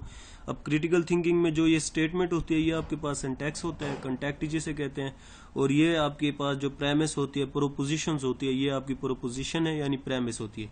क्रिटिकल थिंकिंग के जो टॉपिक्स अगर मैं मजीद इसको एक्सप्लेन करूँ, आप इसमें स्टेटमेंट आ सकती हैं कि पहली जो टाइप जोड़ेगा वो स्टेटमेंट की एंड आर्गुमेंट्स की। पहला वो क्वेश्चन इस तरह का देगा, यानी ये एक स्टेटमेंट है जो मैंने आपको दिखाई है, ये सारी जो उसने पैसेज फॉर्म में दी है ये एक स्टेटमेंट है। नीचे वो आपको जो ऑप्शंस देगा वो किस में देगा? हो सकता है वो आपके आर्गुमेंट्स हो। दूसरी टाइप हो सकती है स्टेटमेंट दे सकता है वो, और आपको वो देगा कि एजम्पशंस, यानी जो आपके पास सोचोगे कि एजम्पशंस नीचे देगा, उनमें से आपने एजम्पशंस के बारे में बताने की एजम्पशन ठीक है या गलत है। फिर आपको वो स्टेटमेंट दे सकता है, स्टेटमेंट के अंदर वो कंक्लूजन दे सकता है। कंक्लूजन्स क्या हो सकती है कि ये जो उसने कंक्लूजन दी है ठीक है या गलत है। आपको एक कोई स्टेटमेंट दे सकता है, स्टेटमेंट के बाद उसका वो आपसे कोर्स ऑफ एक्शंस पूछ सकता है, या आपको कोई स्टेटमेंट देने के बाद वो आपसे उसकी काज या इफेक्ट भी पूछ सकता है। ये 5 तर्ज के क्वेश्चन पीएमसी दे सकता है। उसने एक ही क्वेश्चन एक्सप्लेन किया ना। अब एक क्वेश्चन में देखें काफी सारी चीजें मैं आपको ये बताऊंगा अभी थोड़ी। चले सबसे पहले मैं आपको ये बता देता हूँ कि आर्गुमेंट्स क्या होती है, एजम्पशंस क्या होती है, कंक्लूजन क्या होती है। अब देखिए मिसाल के तौर पर अगर मैं एक मिसाल दूं, एक कामरान लड़का है, किसी कंपनी में वो काम करता है। कामरान किसी कंपनी में काम करता है। कामरान यू समझे यूबीएल में काम करता है। कामरान यूबीएल में काम करता है, ठीक है। अब मैं कह दूं कि कामरान अपना जो ड्यूटी में है वो हमेशा लेट आता है, और मैं कहूँगा कि कामरान को काम से निकाल दो, कामरान को काम से निकाल दें क्योंकि वो 30 मिनट देर से आते हैं। कामरान यूबीएल में काम करता है, कामरान को काम से निकाल दें क्योंकि वो 30 मिनट देर से आते हैं। अब देखें कामरान को काम से निकाल दें, अब मैं इधर क्या कहूँगा कि कामरान को काम से निकाल दें क्योंकि वो 30 मिनट देर से आता है काम पर। अब इसका मतलब आपके पास जो 30 मिनट देर से आना, 30 मिनट देर से आना, ये जो वो है 30 मिनट देर से आया है, तो ये मेरे पास क्या है? एक स्टेटमेंट है। मैं कहूँ कि कामरान 30 मिनट देर से आया है। अब वो देर से है तो आप फर्दर क्या करोगे कि उसको काम से निकाल दो। तो काम से निकालना आपके पास ये क्या होगी? ये कंक्लूजन हो गई। तो कामरान 30 मिनट देर से आया तो आपने उसको काम से निकाल दिया। अब ये मेरे पास क्या एक स्टेटमेंट है और उसको काम से निकाल देना मेरा एक रिजल्ट है। मैंने उसको काम से निकाल दिया। मिसाल के तौर पर अब मैं कह दूं कि नवाज शरीफ ने जो शहबाज शरीफ है उसने 2017 में 60,000 एजुकेटर की जॉब्स दी। इसका मतलब शहबाज शरीफ एक अच्छा लीडर है। मैं क्या कहना चाह रहा हूँ, शहबाज शरीफ ने 60,000 2017 में एजुकेटर की जॉब दी थी, इसलिए शहबाज शरीफ एक अच्छा लीडर है। अब शहबाज शरीफ को मैं अगर अच्छा लीडर कंसीडर कर रहा हूं तो पीछे मेरे पास स्टेटमेंट क्या है कि उसने 2017 में 60,000 एजुकेटर की जॉब्स दी थी। तो मैं 60,000 एजुकेटर की जॉब देना मेरे पास एक स्टेटमेंट है, और वो एक अच्छा लीडर है, वो मेरी एक कंक्लूजन है। ठीक है, अब मैं एजम्पशंस क्या होती है, मैं कहता हूं कि जो भी, अब यहां से मैं एक कंक्लूजन निकाल रहा हूं, सॉरी एक एजम्पशंस निकाल रहा हूं कि जो भी जॉब्स देगा वो अच्छा लीडर होगा, जो भी जॉब्स देगा वो एक अच्छा लीडर होगा। अब अच्छा लीडर कोई भी हो सकता है वो दहशतगर्दी खत्म कर दे, लोगों को एहसास कर दे, लेकिन मैं अपनी तरफ से एक एजम्पशन यानी अपनी तरफ से एक फर्जी सोच बना रहा हूं कि जो भी नौकरी देगा वो एक अच्छा लीडर है। मिसाल के तौर पर ये जो मैंने इधर मिसाल दी थी कि वो जो भी देर से आएगा उसको काम से निकाल दिया जाएगा। अब काम से निकालने की और भी रीजन हो सकती है, हो सकता है उसको कंप्यूटर चलाना ना आता हो सकता है उसकी ड्रेसिंग स्टाइल सही ना हो सकता है उसका रूड बिहेवियर हो, लेकिन मैं अपनी तरफ से एजम्पशन क्या बना रहा हूं कि जो भी देर से आएगा उसको काम से निकाल दिया जाएगा। तो इसलिए कामरान का देर से आना ये मेरे पास के एक स्टेटमेंट है, उसको काम से निकाल देना उसका एक कंक्लूजन है, और मेरी एजम्पशंस क्या होगी कि जो भी देर से आएगा मैं उसको काम से निकाल दूंगा। अब काम से निकालने वाली तो और सुपोजिशन और भी वजह हो सकती है ना, तो ये मेरे पास एक एजम्पशंस है। आई होप कि आपको इन तीन ही चीजों का पता चल गया होगा कि आर्गुमेंट्स क्या होते हैं। आर्गुमेंट्स आपको पता है कि जो आप दलाल देते हो अपनी बात। अब मिसाल के तौर पर अब मैंने ये बात की थी कि शहबाज शरीफ ने 2017 में एजुकेटर की जॉब्स दी थी, इसलिए वो एक अच्छा लीडर है। तो आर्गुमेंट्स के हमेशा अंदर जब भी आएगी वो अपनी स्टेटमेंट के साथ एक वजह लिखेगा। तो शहबाज शरीफ ने 2017 में एजुकेटर जॉब दी, वो एक अच्छा लीडर है। कामरान को काम से निकाल दे क्योंकि वो देर से आता था, ये दो वजह भी साथ बता रहा है। तो इसका मतलब किसी भी स्टेटमेंट के साथ अगर वजह आ जाए तो वो आपके पास आर्गुमेंट्स बन जाएगा। एजम्पशंस क्या होता है, जो आप अपनी तरफ से सोचते हो। जो कंक्लूजन होती है वो आपके पास नतीजा होता है। कोर्स ऑफ एक्शन क्या होता है, कोर्स ऑफ एक्शन बेसिकली आपका एक स्टेप होता है किसी चीज के करने का। और काज इफेक्ट क्या होता है, किसी चीज की वजह या किसी चीज का असर ढूंढने। तो जो पीएमसी देगा बेसिकली इसी तरह के इन्हीं टॉपिक्स के अंदर से वो क्वेश्चंस देगा। अगर मैं अपने ये पीएमसी वाले क्वेश्चंस को ही देखूं, अब इसमें जो उसने पहला क्वेश्चन दिया है, पहला क्वेश्चन में अगर मैं उसकी बात कर लूं, पहला क्वेश्चन उसने पीएमसी के सिलेबस में कैसा दिया है कि अब उसने पहली बात की है कि अहमद इज रिच, अहमद अमीर है। उसने एक स्टेटमेंट दी। अब स्टेटमेंट जो देने के बाद उसकी कंपनी काम कर रही थी, उसने खुद से सोचा है क्या वो अमीर है। अब वो एक एजम्पशन ले रहा है ना कि कंपनी अब एक काम कर रही है, कंपनी काम करने के बाद अब वो खुद से सोच रहा है कि अहमद अमीर है। तो अब ये मेरे पास एक सारी जो ऊपर है ये मेरे पास क्या है, स्टेटमेंट है। अब स्टेटमेंट के बाद उसने कैसी दी है, जो पहला क्वेश्चन बेसिकली ये है आपके पास एजम्पशन, यानी खुद से सोचा है। जैसे मैंने कहा था कि कोई भी अगर टाइम पे नहीं आएगा उसे निकाल देंगे, ये एक एजम्पशंस थी ना, निकालने की कुछ और भी वजह है। तो ये मैंने स्टेटमेंट पढ़ी, ऊपर वाली स्टेटमेंट पढ़ने के बाद मैंने अंदाजा लगा लिया कि, अंदाजा नहीं मैंने सोचा कि अहमद मेरे पास हो सकता है अमीर है। तो ये पहली मेरे पास स्टेटमेंट है, और फिर उसके बाद जो ये दूसरा ऑप्शन दिया उसने एजम्पशंस दी है। तो अब देखें दूसरी, देखें अहमद स्टाफ आर हैप्पी। अब इसमें क्या है, अब उसने एक स्टेटमेंट दे दी। अब अहमद की उसने एक दावत दी है अपने स्टाफ को। अब उसने आगे कंक्लूजन निकाल लिया कि वो हैप्पी है। अब साफ ज़रा है, मैं अगर किसी को दावत मैं कह दूं कि कल आपने दावत पे आ जाने, तो दावत पे मैंने दावत दे दी खाने की, मैंने कहा यार कल मेरे घर आप खाने पे आ जाओ, और अगले वाला क्या समझे, उनका आगे एक इफेक्ट होगा, वो एक मुझसे मिलने आएगा, वो मेरी दावत को एक्सेप्ट करे, जो कुछ करे, हो सकता है वो खुश हो या जो कुछ हो। तो ये मेरे पास ऊपर एक स्टेटमेंट है, और ये जो नीचे अहमद स्टाफ आर हैप्पी ये एक कंक्लूजन है। अब देखो ऊपर उसने स्टेटमेंट दी है, फिर वो क्या कर रहे हैं, कंक्लूजन्स दे रहा है कि अब उस कंक्लूजन के बारे में आपने बताना है कि ये कंक्लूजन ठीक है या गलत है। ठीक है, अब नीचे वाली ये जो तीसरी बात है, अब तीसरी बात देखिए, एक स्टेटमेंट दी है, स्टेटमेंट के बाद वो आपको नीचे क्या दे रहा है, एजम्पशंस दे रहा है। स्टेटमेंट के बाद उसने क्या दिया, एक एजम्पशंस दी है, और आपने इस एजम्पशंस के बारे में बताना है ठीक है गलत है। यानी 2018 के बारे में उसने बात कर दी, और आपसे पूछ क्या रहा है 2017 के बारे में, क्या 2017 भी तरक्की करती थी कंपनी। तो इस तरह के सवाल आपके पास एजम्पशंस। अब देखें उसने जो क्वेश्चन बनाए हैं दो टाइप्स को इस्तेमाल किया, एक स्टेटमेंट और कंक्लूजन्स की। फिर उसने बात की स्टेटमेंट की और कंक्लूजन की और स्टेटमेंट एजम्पशंस की। तो पीएमसी जो भी क्वेश्चन देगा अपने, वो इन 5 जो मैंने आपको टाइप्स बताई इन्हीं से देगा। आपने इन सब चीजों के बारे में समझना है कि स्टेटमेंट आर्गुमेंट्स के दरमियान क्या रिलेशन होता है, स्टेटमेंट एजम्पशंस के दरमियान क्या है, और बाकी जो फर्दर टाइप मैंने बताया आपने इनके बारे में समझना है। आई होप आपको क्रिटिकल थिंकिंग्स के बारे में मुकम्मल समझ आ गई होगी। नेक्स्ट मेरे पास टॉपिक्स है letter and symbol series. Letter और सिंबल सीरीज के बारे में हम इसमें अब पढ़ेंगे कि लेटर सिंबल सीरीज क्या होती है। पीएमसी क्या कह रहा है लेटर सिंबल सीरीज के बारे में? वो कह रहा है कि letter and symbol series are a sequentially order of letters numbers are both arrange in such a way that each term in a series is obtained according to the some specific rules. अब वो कह रहा है कि जो letter और symbol series है एक सीक्वेंशियल ऑर्डर होगा, यानी एक खास तरतीब होगी लफ्जों की, नंबर्स की और दोनों की। इंग्लिश अल्फ़ाबेट आपके पास जो लेटर्स होते हैं ABC, उनकी तरतीब हो सकती है, यानी नंबर है 1 2 3 4, वो इनकी तरतीब के बारे में पूछ सकता है, या दोनों को इकट्ठा करके भी वो आपसे पूछ सकता है। एंड सच ए वे, और इस तरह each term in a series is obtained according to the some specific rules. वो एक खास रूल्स की मदद से उनको एक तरतीब देगा, आपने सिर्फ उन्हीं रूल्स को समझना है। These rules can be based on the mathematical operation, ये मैथमेटिकल ऑपरेशन पर भी हो सकते हैं, या किसी place of letter in alphabetical order, या कोई लफ्जों की एक खास तरतीब भी हो सकते हैं उस तर्ज में।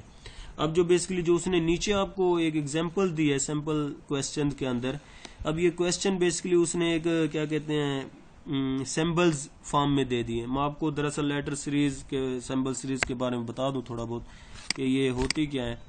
अब लेटर सिंबल सीरीज में वो टॉपिक्स दे सकता है आपको, ABC की फॉर्म में सीरीज बना सकते हैं, ABC, एक लफ्ज छुपा दिया EFG के। अब ऑप्शंस दे देगा नीचे कि ये खाली जगह में क्या आएगा। एक सीरीज चल पड़ी, आपने एक पैटर्न देखा कि ABC चल रही है, आपने A देखा, फिर B देखा, C, और फौरन कह दोगे इधर D आएगा। ठीक है, ये तो एक लफ्ज। अब वो दो भी चला सकते हैं, मिसाल के तौर पर इस वे में AB, BC, खाली जगह DE, EF। अब वो पूछेगा खाली जगह में क्या आ रही है। अब आप सीरीज चलाओगे, क्या होगे कि AB है, फिर उसके बाद BC है, फिर आगे CD होना चाहिए, फिर DE होना चाहिए। इस तरह आपके पास जो राइट ऑप्शन होगा वो CD है।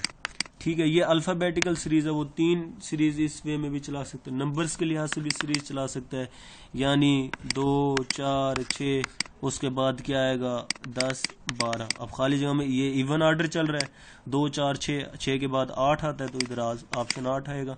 वो एक स्केयर फॉर्म में भी सीरीज चला सकता है। अगर मैं सिंपल बात करूँ 1 2 4 16 32। अब इस तरह आपसे पूछे कि इस खाली जगह में क्या आ रहा है, तो आप ये कह सकते हो कि 2 की पावर 0 1 होता है, 2 की पावर 1 2 होता है, 2 की पावर 2 4 होता है, 2 की पावर 3 8 होता है, 2 की पावर 4 16 होता है, 2 की पावर 5 32 होता है। तो जो इधर आपके पास ऑप्शन है सीरीज 1 2 4, फिर 8 आएगा इधर। तो इस तरह की वो सीरीज चला सकता है और आपसे कुछ भी पूछ सकता है।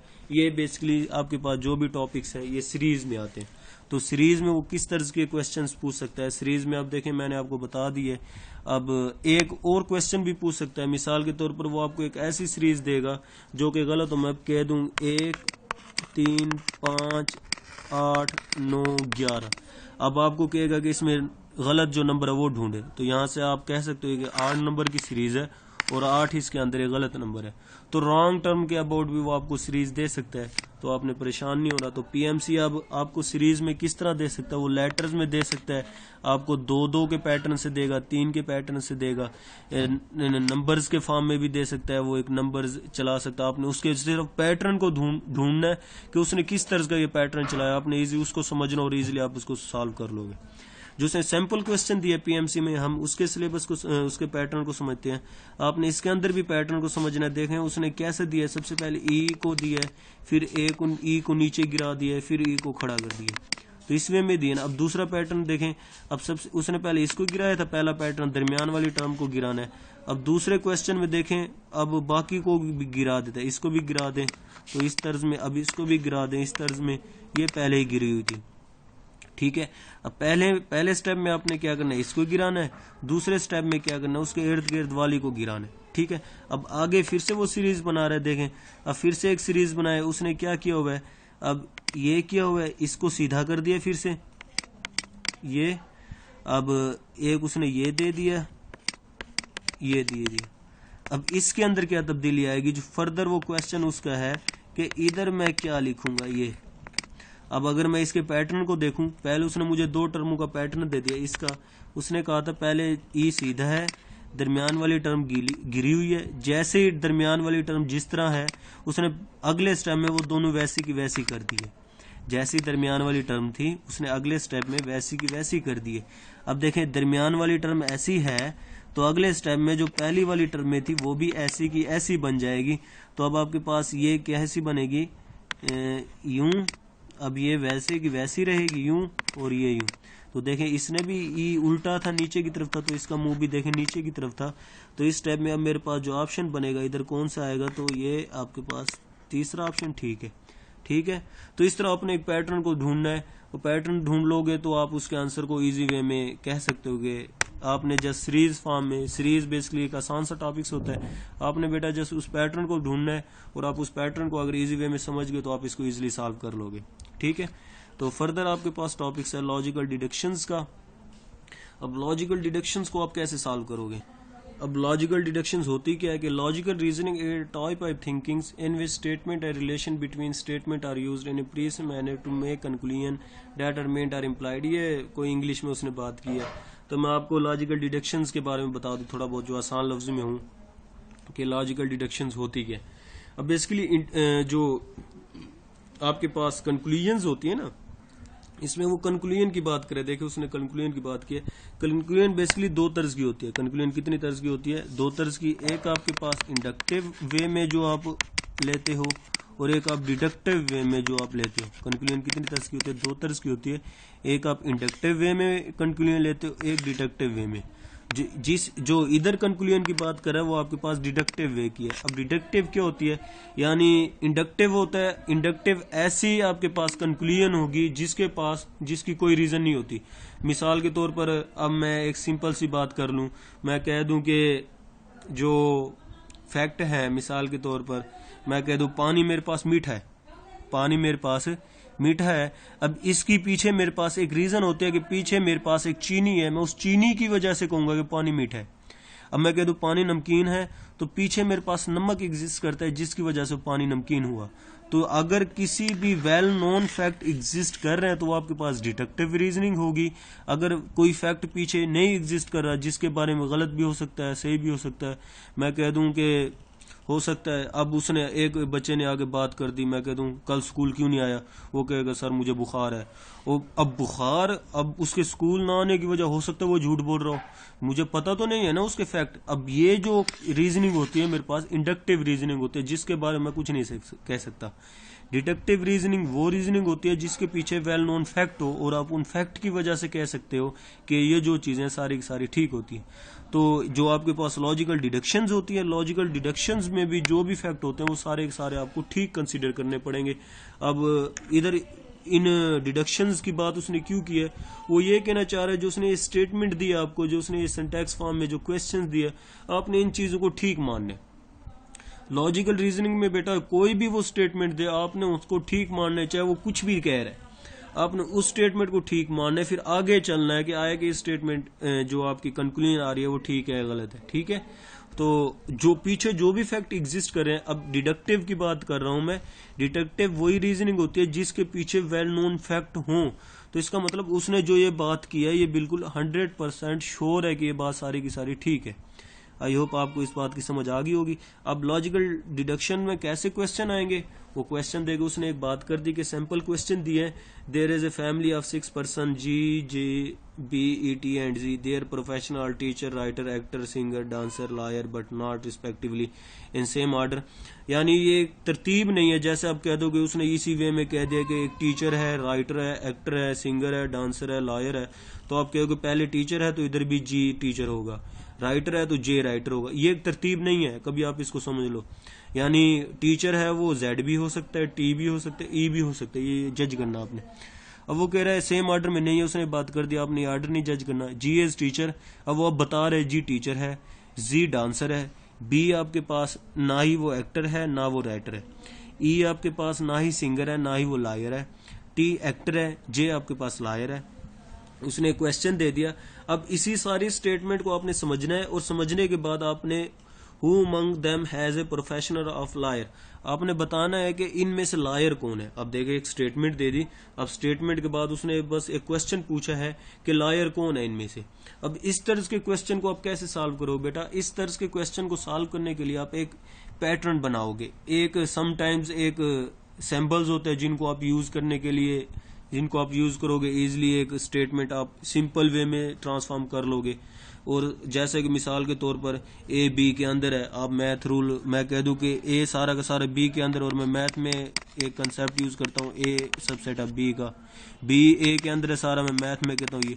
आपने सारी स्टेटमेंट को एक सिंपल फॉर्म में तब्दील कर लो। अगर आप उन चीजों को समझोगे और आप जल्दी उस स्टेटमेंट को समझ पाओगे।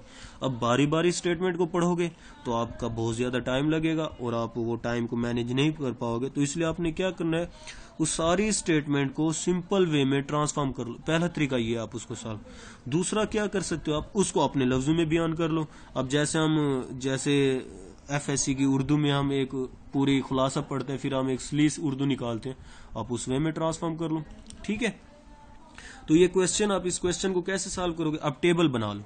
टेबल एक सबसे अच्छा फैक्टर है जिसमें आप टेबल से इजीली क्वेश्चन को सॉल्व कर लेते हो। अब देखो मैं टेबल बना रहा हूं।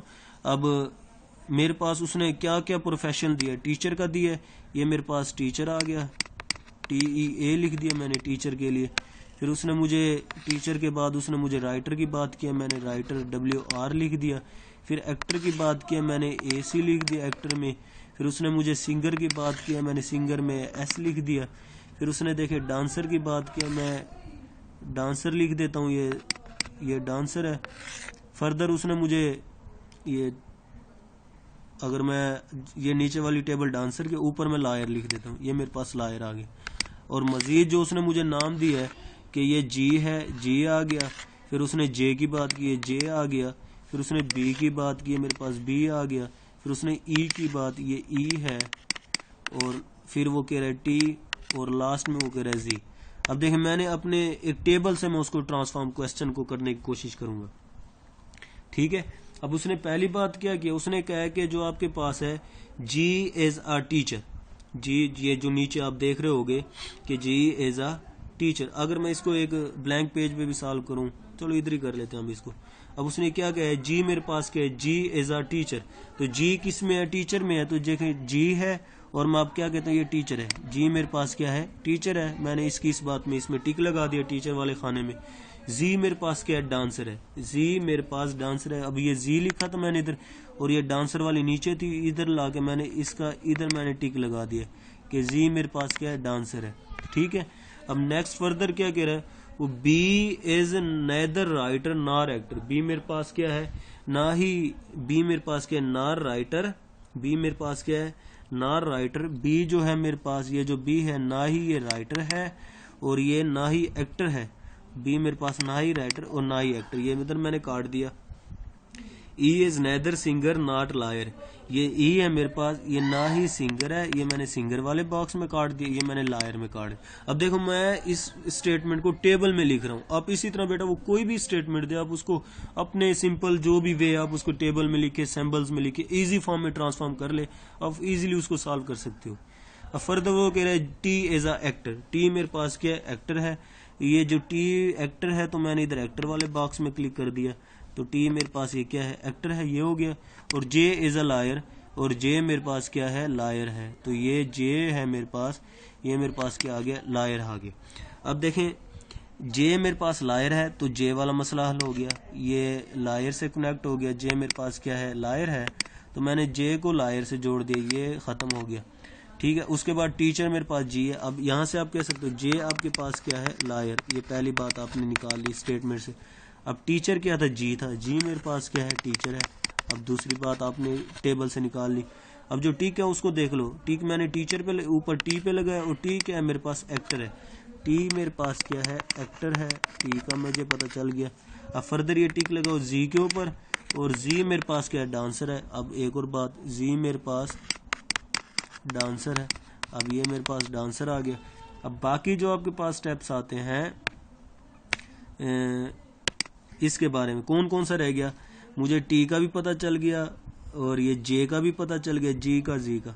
जी का पता चल गया, जे का पता चल गया, जी का पता चल गया, टी। अब बी और ई रह गए मेरे पास, बी और ई। अब बी के बारे में वो कह रहा है कि वो आपके पास राइटर नहीं है और वो एक्टर नहीं है, राइटर नहीं है और एक्टर नहीं है। एक्टर के लिए तो हमने सिलेक्ट कर लिया, एक्टर तो मेरे पास टी है, एक्टर मेरे पास क्या है, टी। तो बाकी मेरे पास कौन कौन से प्रोफेशनल रहते हैं कि एक्टर भी चला गया, लायर भी चला गया, टीचर भी चला गया, डांसर भी चला गया। लायर भी चला गया, टीचर भी चला गया, और लायर चला गया, टीचर चला गया, और उसके बाद एक्टर भी चला गया, ये एक्टर चला गया, और लास्ट में वो कह रहा है डांसर भी चला गया, डांसर भी चला गया।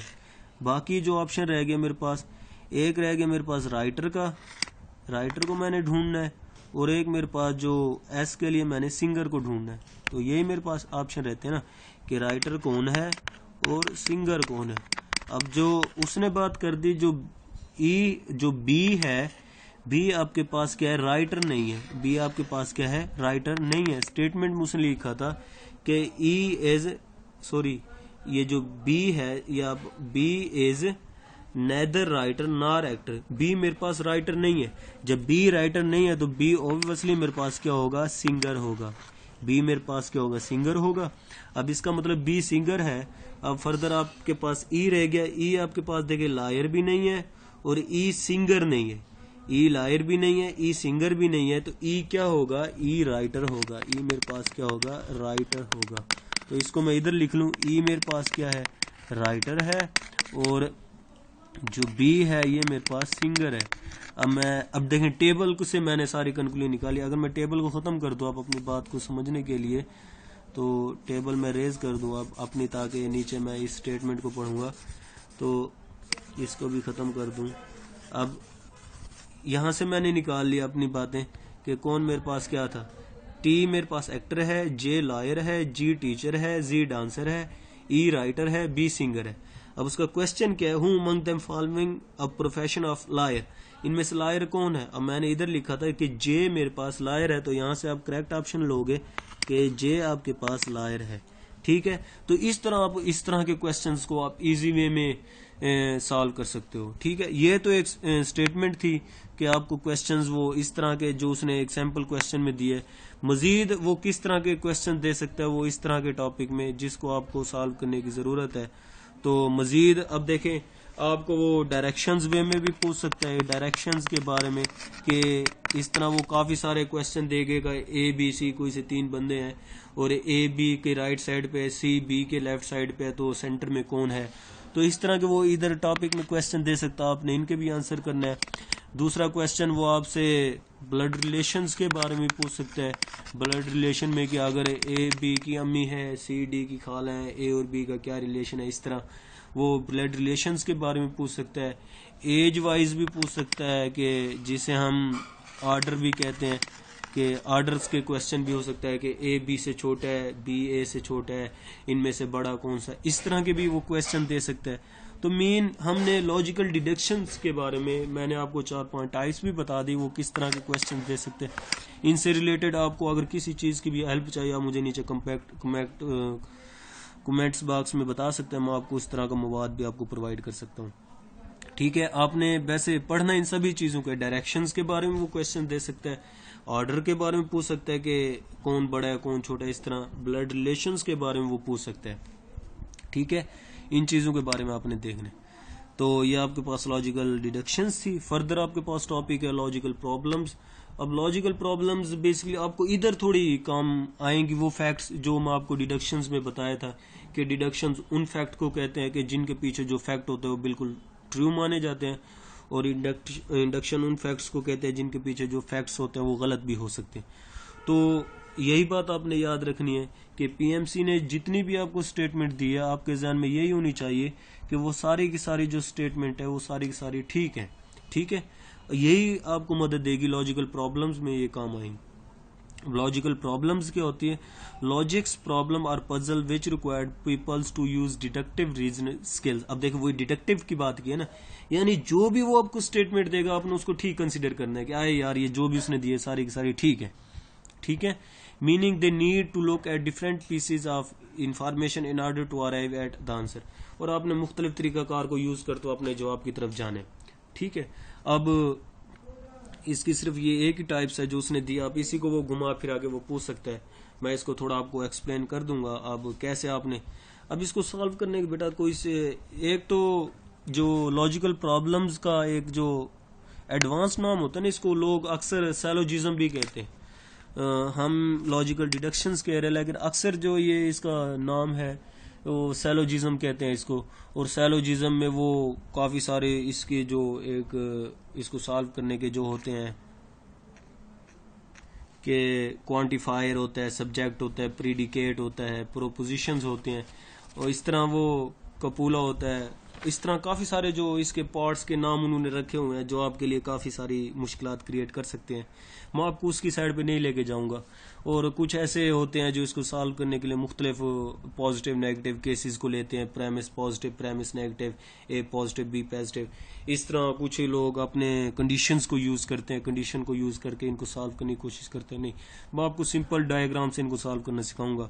आपने 10th में वैन डायग्राम पढ़ी होंगी, वैन डायग्राम को इस्तेमाल करेंगे आपने इसको सॉल्व करने के लिए। इनको सॉल्व करने के लिए आपने कुछ वर्ड्स को सीखना पड़ेगा ताकि आप इजीली सॉल्व कर लो।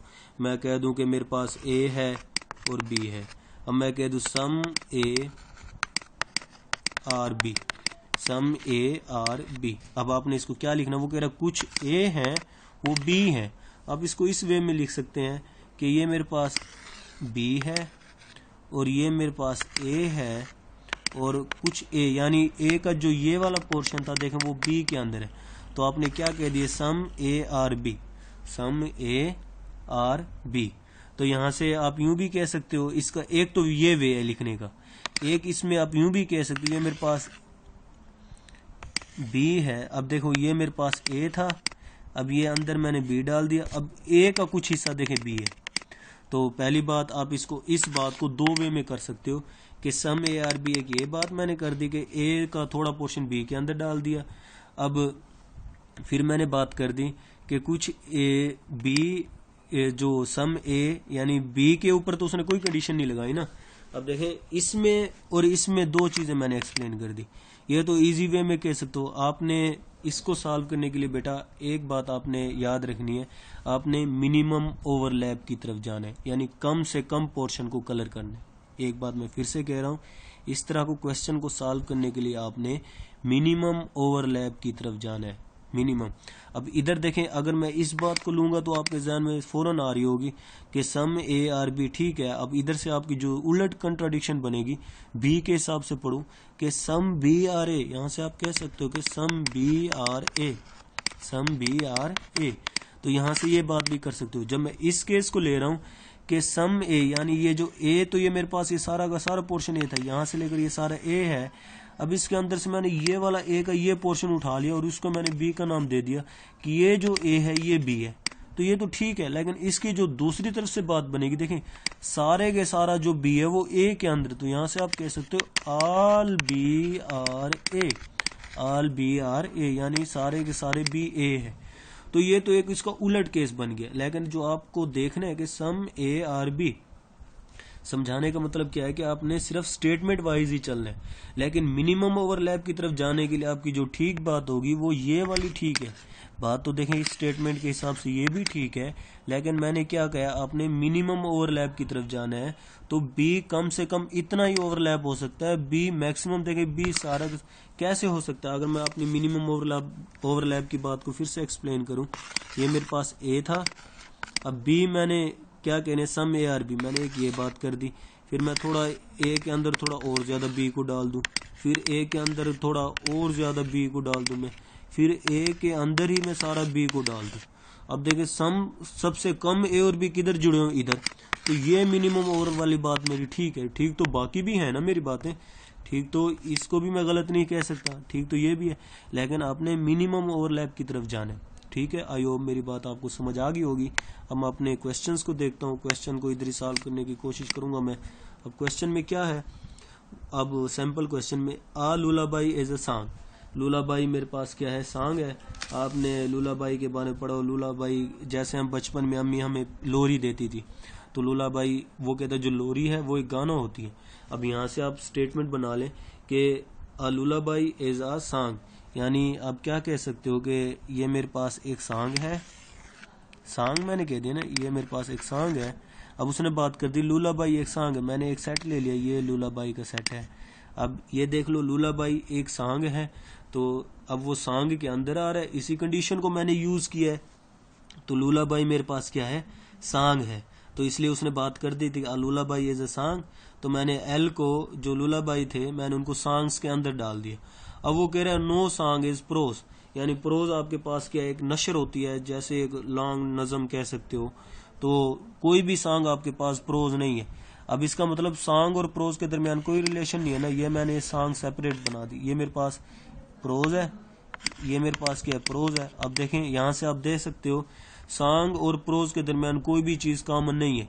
अगर वो मुझे कह देता कि सम सॉन्ग और प्रोज, तो मैं कहता ये मेरे पास सॉन्ग है और ये मैंने प्रोज ले लिए। अब देखो थोड़ी सी चीज कॉमन आ गई, तो ये जो सॉन्ग है ये प्रोज में आ रहे। लेकिन उसने मुझे क्वेश्चन में क्या दिया, क्वेश्चन में दे रहा है कि कोई भी सॉन्ग प्रोज नहीं है, इसलिए देखे मैंने सॉन्ग को और प्रोज को सेपरेट रखा है। अब वो आगे क्या करे, some prose are epics, some prose are epics, some prose are epics. अब मैं थोड़े से प्रोज ले लूं और ये मैंने इपिक्स ले ली, ये मैंने क्या ले ली, इपिक्स। अब ये मेरे पास ब्लू कलर में इपिक्स है, ऑरेंज कलर में मेरे पास प्रोज है, और ये वाला पोर्शन जो है प्रोज का वो मेरे पास इपिक्स है। ठीक है, अब देखें मैं अपनी वही बात करता हूँ मिनिमम ओवरलैप की। अब मैं इधर मैंने ऊपर अगर मैं बात कर लूँ, इधर मैंने सॉन्ग ली हूँ, मैं इधर मैंने प्रोज ली है। अब मैं अपनी इसी बात को देख रहा हूँ प्रोज को कि सम प्रोज आर इपिक्स। अब मैं इपिक्स को इतना ले सकता हूँ कि यूं फैला दूं और वो जो सारे के सारे सॉन्ग थे वो सारे के सारे इपिक्स के अंदर आ गया। ये मेरे पास बाहर इपिक्स था ना, लेकिन मैंने अपनी कंडीशंस को देखा कि जो सम प्रोज है वो इपिक्स है, क्योंकि मेरे पास इपिक्स क्या थे, ये मेरे पास इपिक्स है ना, और ये मेरे पास प्रोज थे।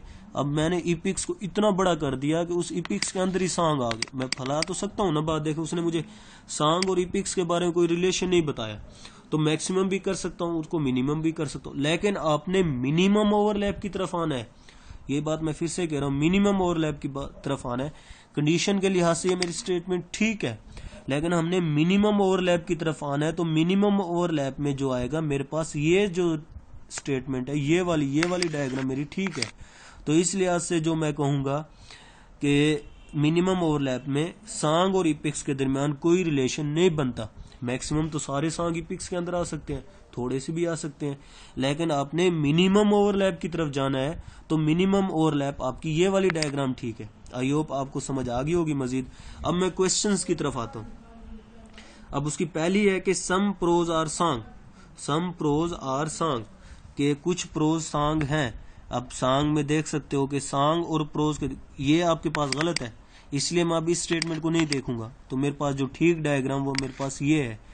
तो ठीक डायग्राम में देखें क्या सॉन्ग और प्रोज के दरमियान कोई रिलेशन बन रहा है। सॉन्ग एक सेपरेट चीज है, प्रोज अलग है, तो यहाँ से आपके पास जो पहली कंडीशन है ये गलत हो जाएगी। ओब्वियसली देखो सिंपल, आपको बेटा सिर्फ डायग्राम बनानी आनी चाहिए। अगर आप इजी वे में डायग्राम बना सकते हो, आप उसको सेपरेट इजिली क्वेश्चन उसका सॉल्व कर सकते हो। तो पहली बात मेरी गलत होगी ना। दूसरी देखें, सम इपिक्स आर लोलाबाइज, इपिक्स और ये मेरे पास लोलाबाइज थे और ये मेरे पास इपिक्स है। क्या लोलाबाइज और इपिक्स के दरमियान कोई रिलेशन है, कोई चीज कॉमन नहीं है ना। तो आप भी कह सकते हो कि सम इपिक्स आर लोलाबाइज, ये बात भी उसकी गलत है कि कुछ इपिक्स हैं, यानी कुछ जो नशरी जो है वो लोरी है, तो ये बात भी आपकी गलत है। वो नेक्स्ट कह रहा है कि सम सॉन्ग आर लोलाबाइज, यानी इसमें देखें ये मेरे पास सॉन्ग था ना, उसी सॉन्ग में आप साफ जरा अगर मैं इसको सॉन्ग कंसीडर कर लूं और ये वाला पोर्शन सॉन्ग का उठा के मैं इसी को कह दूं ये मेरे पास लोलाबाइज है, तो आप कह सकते हो सम सॉन्ग ही आपके पास लोलाबाइज है, यानी जो आपके पास ओनली 3 है वही सिर्फ ठीक है। अब ऑप्शन में देखें ओनली 2 ठीक है, तो ये आपके पास which is the most appropriate in the above case, तो दूसरी गलत है। अब ओनली 3 ये आपके पास ऑप्शन ठीक है। 1, 2 एंड 3 आर इन अप्रो, वो कह रहे तीनों गलत है, तीनों गलत वाली बात ठीक है। तो यहाँ पे आपका ऑप्शन कौन सा ठीक है, बी ऑप्शन ठीक है। अब इस वे में आप इस तरह के टॉपिक्स को, क्वेश्चन को इजीली आप सॉल्व कर सकते हो। ठीक है, आई होप आपको लॉजिकल डिडक्शंस भी समझ आ गई। लेकिन मैं अपनी बात को फिर से दोहरा रहा हूं कि आपने बेटा डायग्राम्स बनाने के लिए मिनिमम ओवरलैप की तरफ जाना है। किसकी तरफ? मिनिमम ओवरलैप की तरफ जाना है। ठीक है, नेक्स्ट हम क्वेश्चन नंबर टाइप नंबर 5 को देखते हैं। टाइप नंबर 5 आपके पास क्या? Course of actions. पांचवा हमारे पास टॉपिक है कोर्स ऑफ एक्शंस का। कोर्स ऑफ एक्शन क्या होते हैं? अब जैसे कि एक्शन कहते हैं आपके स्टेप्स को, आपके जो डिसीजन होते हैं उनको। कोर्स यानी किसी चीज के बारे में, यानी कोई ऐसी चीज, यानी कोई ऐसी सिचुएशन क्रिएट हो गई है और उसके बारे में आपने फैसला करना है। वो जो फैसला आप करोगे वो आपके पास कोर्स ऑफ एक्शन कहलाता है। अब देखो, उसने एक्सप्लेन किया कोर्स ऑफ एक्शन को कि कोर्स ऑफ एक्शन क्या होती है। A course of action is a step, एक ऐसा तरीकाकार होता है या एडमिनिस्ट्रेटिव डिसीजन या एक फैसला होता है टू टेकन फॉर इम्प्रूवमेंट, जो आप किसी भी चीज की बेहतरी के लिए इस्तेमाल करते हो। फॉलो अप और further actions in this regard to the problem, या उस मसले को हल करने के लिए, उसके लिए और जो आप एक्शन लेते हो वही आपके पास कोर्स ऑफ एक्शंस होते हैं। On the basis of information, उसी मालूमात के ऊपर, giving in the statement to be true, और जो आपने इंफॉर्मेशन जो दी गई है वो और आपने उसको ठीक समझना है। वो फिर से मैं बात कर रहा हूँ, पीएमसी आपको जो भी स्टेटमेंट देगा आपने उसको ठीक समझना है।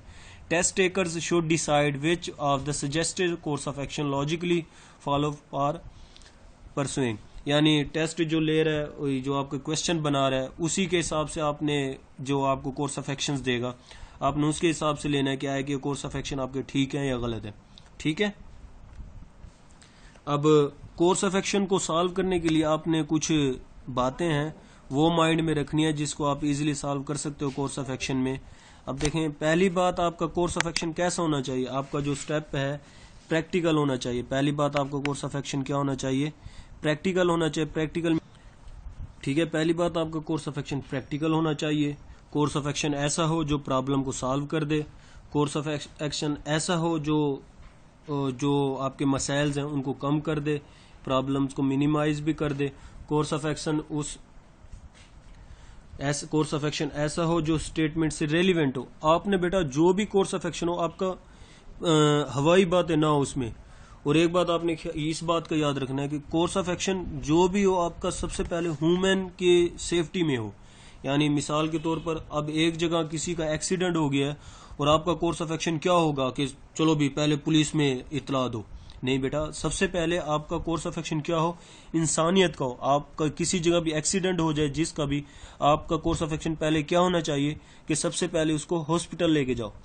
ठीक है, तो जो भी कोर्स ऑफ एक्शन होगा आपने इंसानियत को पहले मैनी रखना है। अब जो सबसे मेन होता है कोर्स ऑफ एक्शन में, कभी भी शिद्दत पसंदी नहीं होना चाहिए। मिसाल के तौर पर अब मैं कह दूं कि बच्चे फेल हो रहे हैं, अब मैं कहता हूँ इस प्रॉब्लम को हल करना है कि बच्चे फेल ना हो, तो मैं कहता हूँ कि इम्तिहान लेना बंद कर दो सर। ना इम्तिहान होगा ना बच्चे फेल होंगे। तो ये एक किस्म का प्रॉब्लम को सॉल्व तो कर रहा है, बच्चे तो फेल नहीं होंगे, लेकिन आप उस प्रॉब्लम से निपटने के लिए और ज्यादा प्रॉब्लम हल करो, आपके अनपढ़ बच्चे हो जाएंगे। ठीक है, मिसाल के तौर पर मोबाइल में वायरस आ गया, मैं कह दूं वायरस को खत्म करना, मैं कह दूं मोबाइल को ही बंद करके रख दो। ठीक है, तो इस तरह की कोर्स ऑफ एक्शन नहीं होनी चाहिए। अब मैं कह रहा हूं कि रोड के ऊपर एक्सीडेंट ज्यादा हो रहे हैं, मैं कह दूं कि कोर्स ऑफ एक्शन ऐसा, रोड के ऊपर गाड़ियां बंद कर दो चलाना, ना गाड़ियां चलेंगी ना ही एक्सीडेंट होगा। तो ये मेरी शिद्दत पसंदी आ जाती है।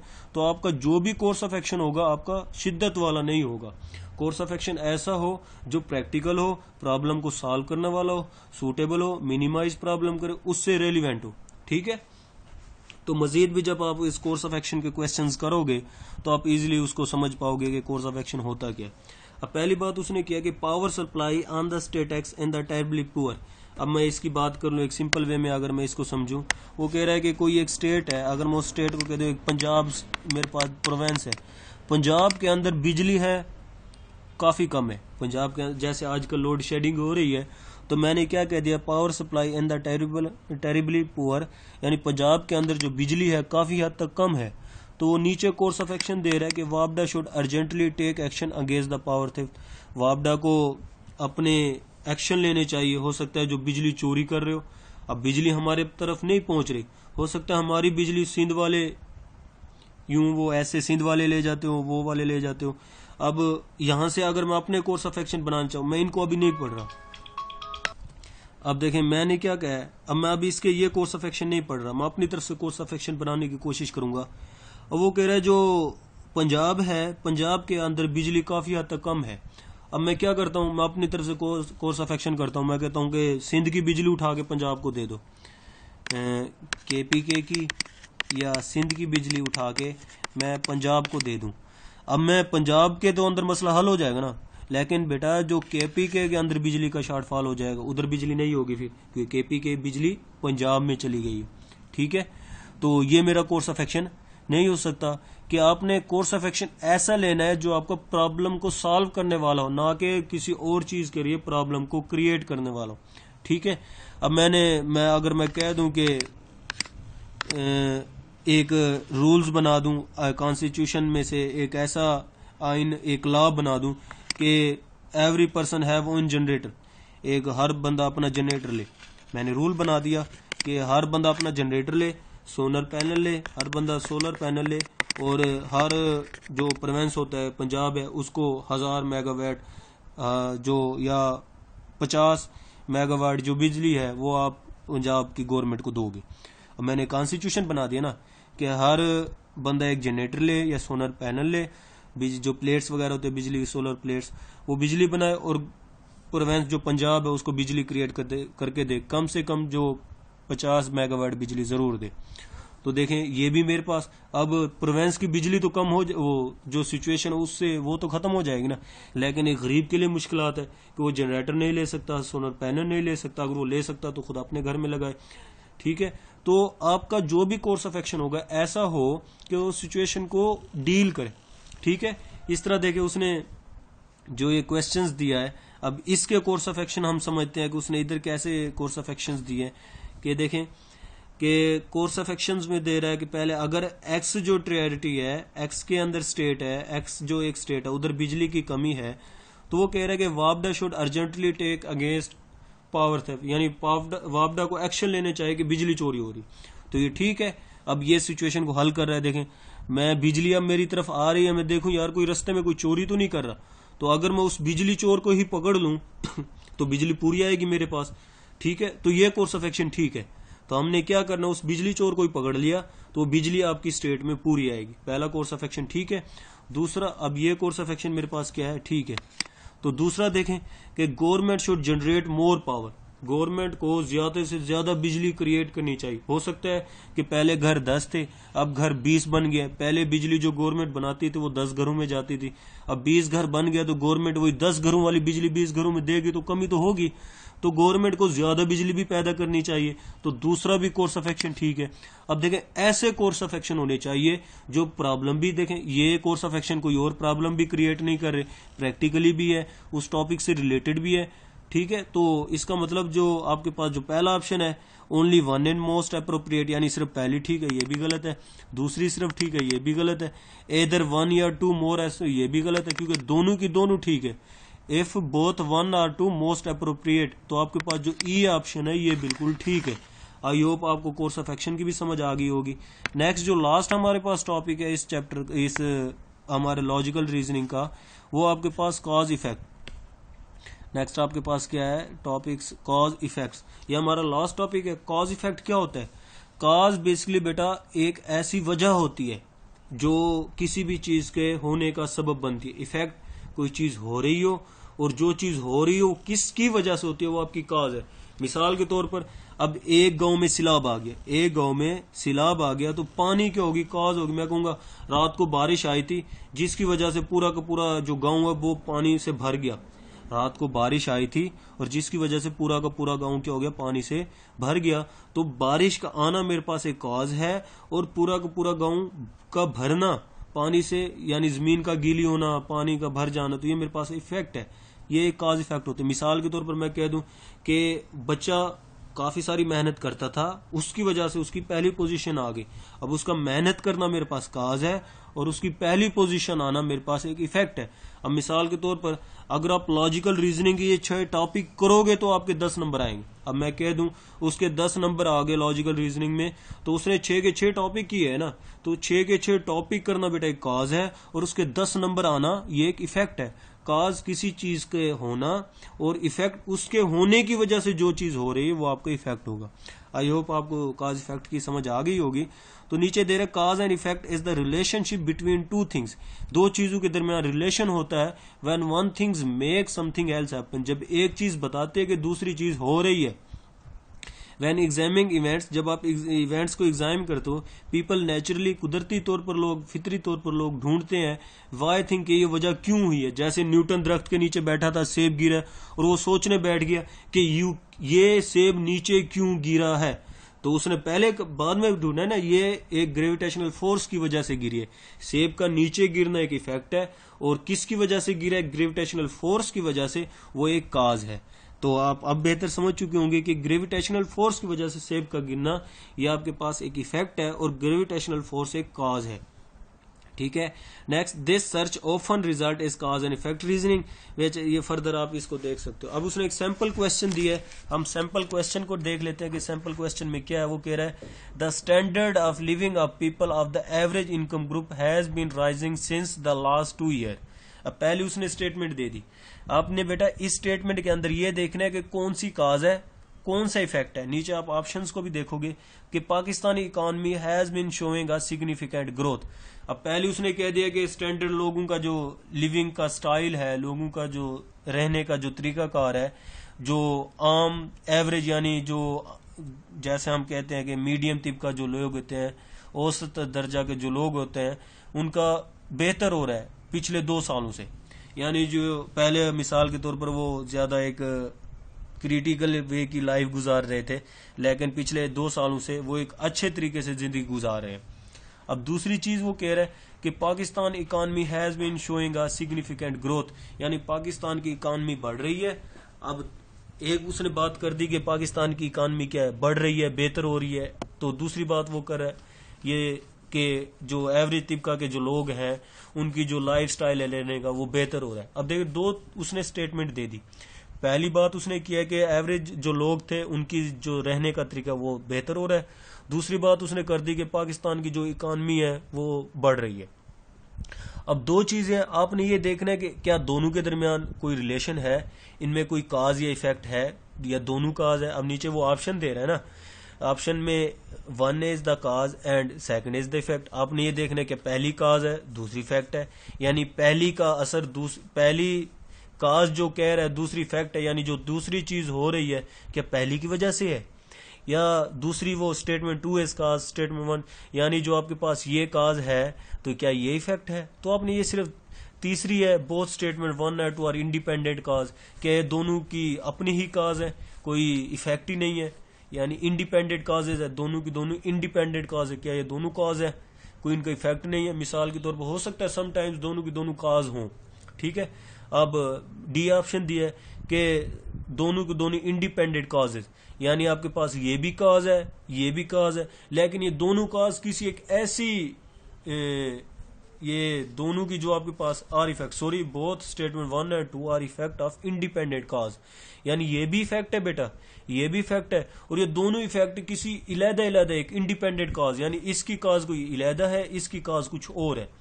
अब 5वां ऑप्शन वो दे रहा है क्या ये इफेक्ट है, ये भी इफेक्ट है किसी एक कॉमन काज, यानी इन दोनों की कोई कॉमन काज होगी। ठीक है। अब पहले मैं फिर से ऑप्शंस को दोहरा दूं, वो कैसे ऑप्शंस कह रहा है कि आया कि एक काज हो सकती है, दूसरी इफेक्ट पहली काज, या पहली इफेक्ट हो सकती है, दूसरी काज होती है ये, फिर वो कह सकता है दोनों काज हो सकती है, फिर वो चौथे ऑप्शन में देगा कि दोनों इफेक्ट है किसी भी इंडिपेंडेंट काज की, यानी दोनों की वजह मुख्तलिफ है। फिर वो ये भी कह सकता है कि दोनों आपके पास काज है और दोनों आपके पास इफेक्ट है कोई सेम काज रखता है। ठीक है। मिसाल के तौर पर अब अगर मैं पहले अपने ऑप्शंस को देखूं कि पहली काज हो, दूसरी आपके पास इफेक्ट, मैं कहूंगा कि बारिश आई और जमीन भीग गई, बारिश का आना मेरे पास काज, जमीन का भीगना मेरे पास इफेक्ट है। अब यूं कह सकता हूं ना मैं कि जमीन भीग गई बारिश की वजह से, जमीन भीग गई मेरी बारिश की वजह से। आप काज और इफेक्ट दोनों इजीली ढूंढ सकते हो। अब मिसाल पर मैं कह दूं कि एक स्कूल अच्छा काम कर रहा है, तो अच्छा काम करने की वजह से टीचर्स भी अच्छी सैलरी ले रहे हैं और बच्चे भी पहली पोजीशन ले रहे हैं। अब मैंने ये बात कर दी ना कि टीचर भी अच्छी सैलरी ले रहे हैं और बच्चे भी पहली पोजीशन हासिल कर रहे हैं, बच्चे भी सारे पास हो रहे हैं, तो दोनों आपके पास क्या है कि जो उनका एजुकेशन सिस्टम है वो जबरदस्त है। तो सेम काज रख रहे हैं ना, तो इस तरह की वो रीजन दे सकता है। अब मैं क्वेश्चंस को देखूं कि standard of people of living average income has been rising since the last 2 year, पिछले 2 सालों से लोगों की जो रहने का स्टाइल है वो तब्दील हो रहा है। Pakistan economy has been significant growth, Pakistan की इकॉनमी बढ़ रही है। अगर देखा जाए तो मैं पाकिस्तान, अगर मेरे मुल्क की जो इकॉनमी है वो बेहतर होगी तो नीचे के जो लोग हैं वो अच्छी जिंदगी गुजारेंगे। अब मैं कह दूं यार मुआशरत, जो पाकिस्तान की मुआशरत आया रोज नीचे गिर रही है, तो पाकिस्तान की आवाम गरीब होती जा रही है, पाकिस्तान के जो आवाम का लिविंग स्टाइल वो खराब होता जा रहा है। तो ये बात है ना, अब देख इकॉनमी ठीक हो रही है, पाकिस्तान का लिविंग स्टाइल खराब हो रहा है, वो सही हो रहा है। अगर इकॉनमी पाकिस्तान की रोज बरोज गिर रही है तो इधर से पाकिस्तान की जो स्टॉक एक्सचेंज है वो भी गिर जाएगी। स्टॉक एक्सचेंज गिर गई, लोगों का कारोबार डूब गया, कारोबार डूब गया तो लोगों को खसारा आएगा, नुकसान आएगा, तो उनका लाइफ स्टाइल ऑब्वियसली डिस्टर्ब होगा। गरीब उनका लाइफ स्टाइल जो पहले बेहतर था फिर खराब हो जाएगा ना। अब पाकिस्तान की इकॉनमी ठीक हो रही है तो उनका जो लाइफ स्टाइल है वो भी ठीक होगा। तो इसका मतलब लोगों का जो लाइफ स्टाइल है किस चीज के ऊपर डिपेंड कर रहा है, पाकिस्तान की इकॉनमी के ऊपर। तो यहाँ पे आप कह सकते हो जो पाकिस्तान की जो इकॉनमी है वो आपके पास काज है, और लोगों का जो लाइफ स्टाइल पिछले 2 सालों से ठीक हो रहा है वो आपके पास क्या है, एक उसका इफेक्ट है कि पाकिस्तान की इकॉनमी ठीक हो रही है और लोगों का जो लाइफ स्टाइल रहने का है वो उसका इफेक्ट है। तो इस लिहाज से आप कौन सा ऑप्शन चूज करोगे, तो यहां से जो आपका ऑप्शन बनेगा कि स्टेटमेंट 2 आपके पास काज है और स्टेटमेंट जो आपके पास 1 है वो आपके पास इफेक्ट है। तो ये आपके पास 6 टॉपिक थे जो आपके पीएमसी में आएंगे। आई होप आपको इन 6 टॉपिक की समझ आ गई होगी। अब देखें बेटा, मैंने आपको इजीली वे में 6 के 6 टॉपिक एक्सप्लेन कर दिए। मजीद भी अगर आपको इन 6 टॉपिक से रिलेटेड कोई आपको मजीद हेल्प चाहिए या इनसे रिलेटेड कोई मवाद या नोट्स वगैरह या मजीद कुछ ऐसी चीज पूछनी है तो आप मुझसे ले सकते हो, या आपने कोई इस वीडियोस में कोई ऐसी बात करनी है जो मैं गलत बता रहा हूँ आप मेरी करेक्शन भी कर सकते हो, कमेंट्स बॉक्स में मुझे बता सकते हो सर आप ये बात सही करें, या मजीद भी किसी तर्ज की भी आपको हेल्प चाहिए तो आप मुझे नीचे कॉन्टेक्ट्स में कमेंट्स बॉक्स में बता सकते हैं। आई होप आपको सारे डाउट्स आपके क्लियर हो गए होंगे पीएमसी के बारे में, जो मैंने आपको उसके इंट्रोडक्शन में बताया, उनके 6 टॉपिक्स को डिस्कस किया। तो आज का लेक्चर इतना ही। अगर इसके बारे में फिर भी कोई चीज भी पूछना है नीचे मुझसे पूछ सकते हैं। अस्सलाम वालेकुम।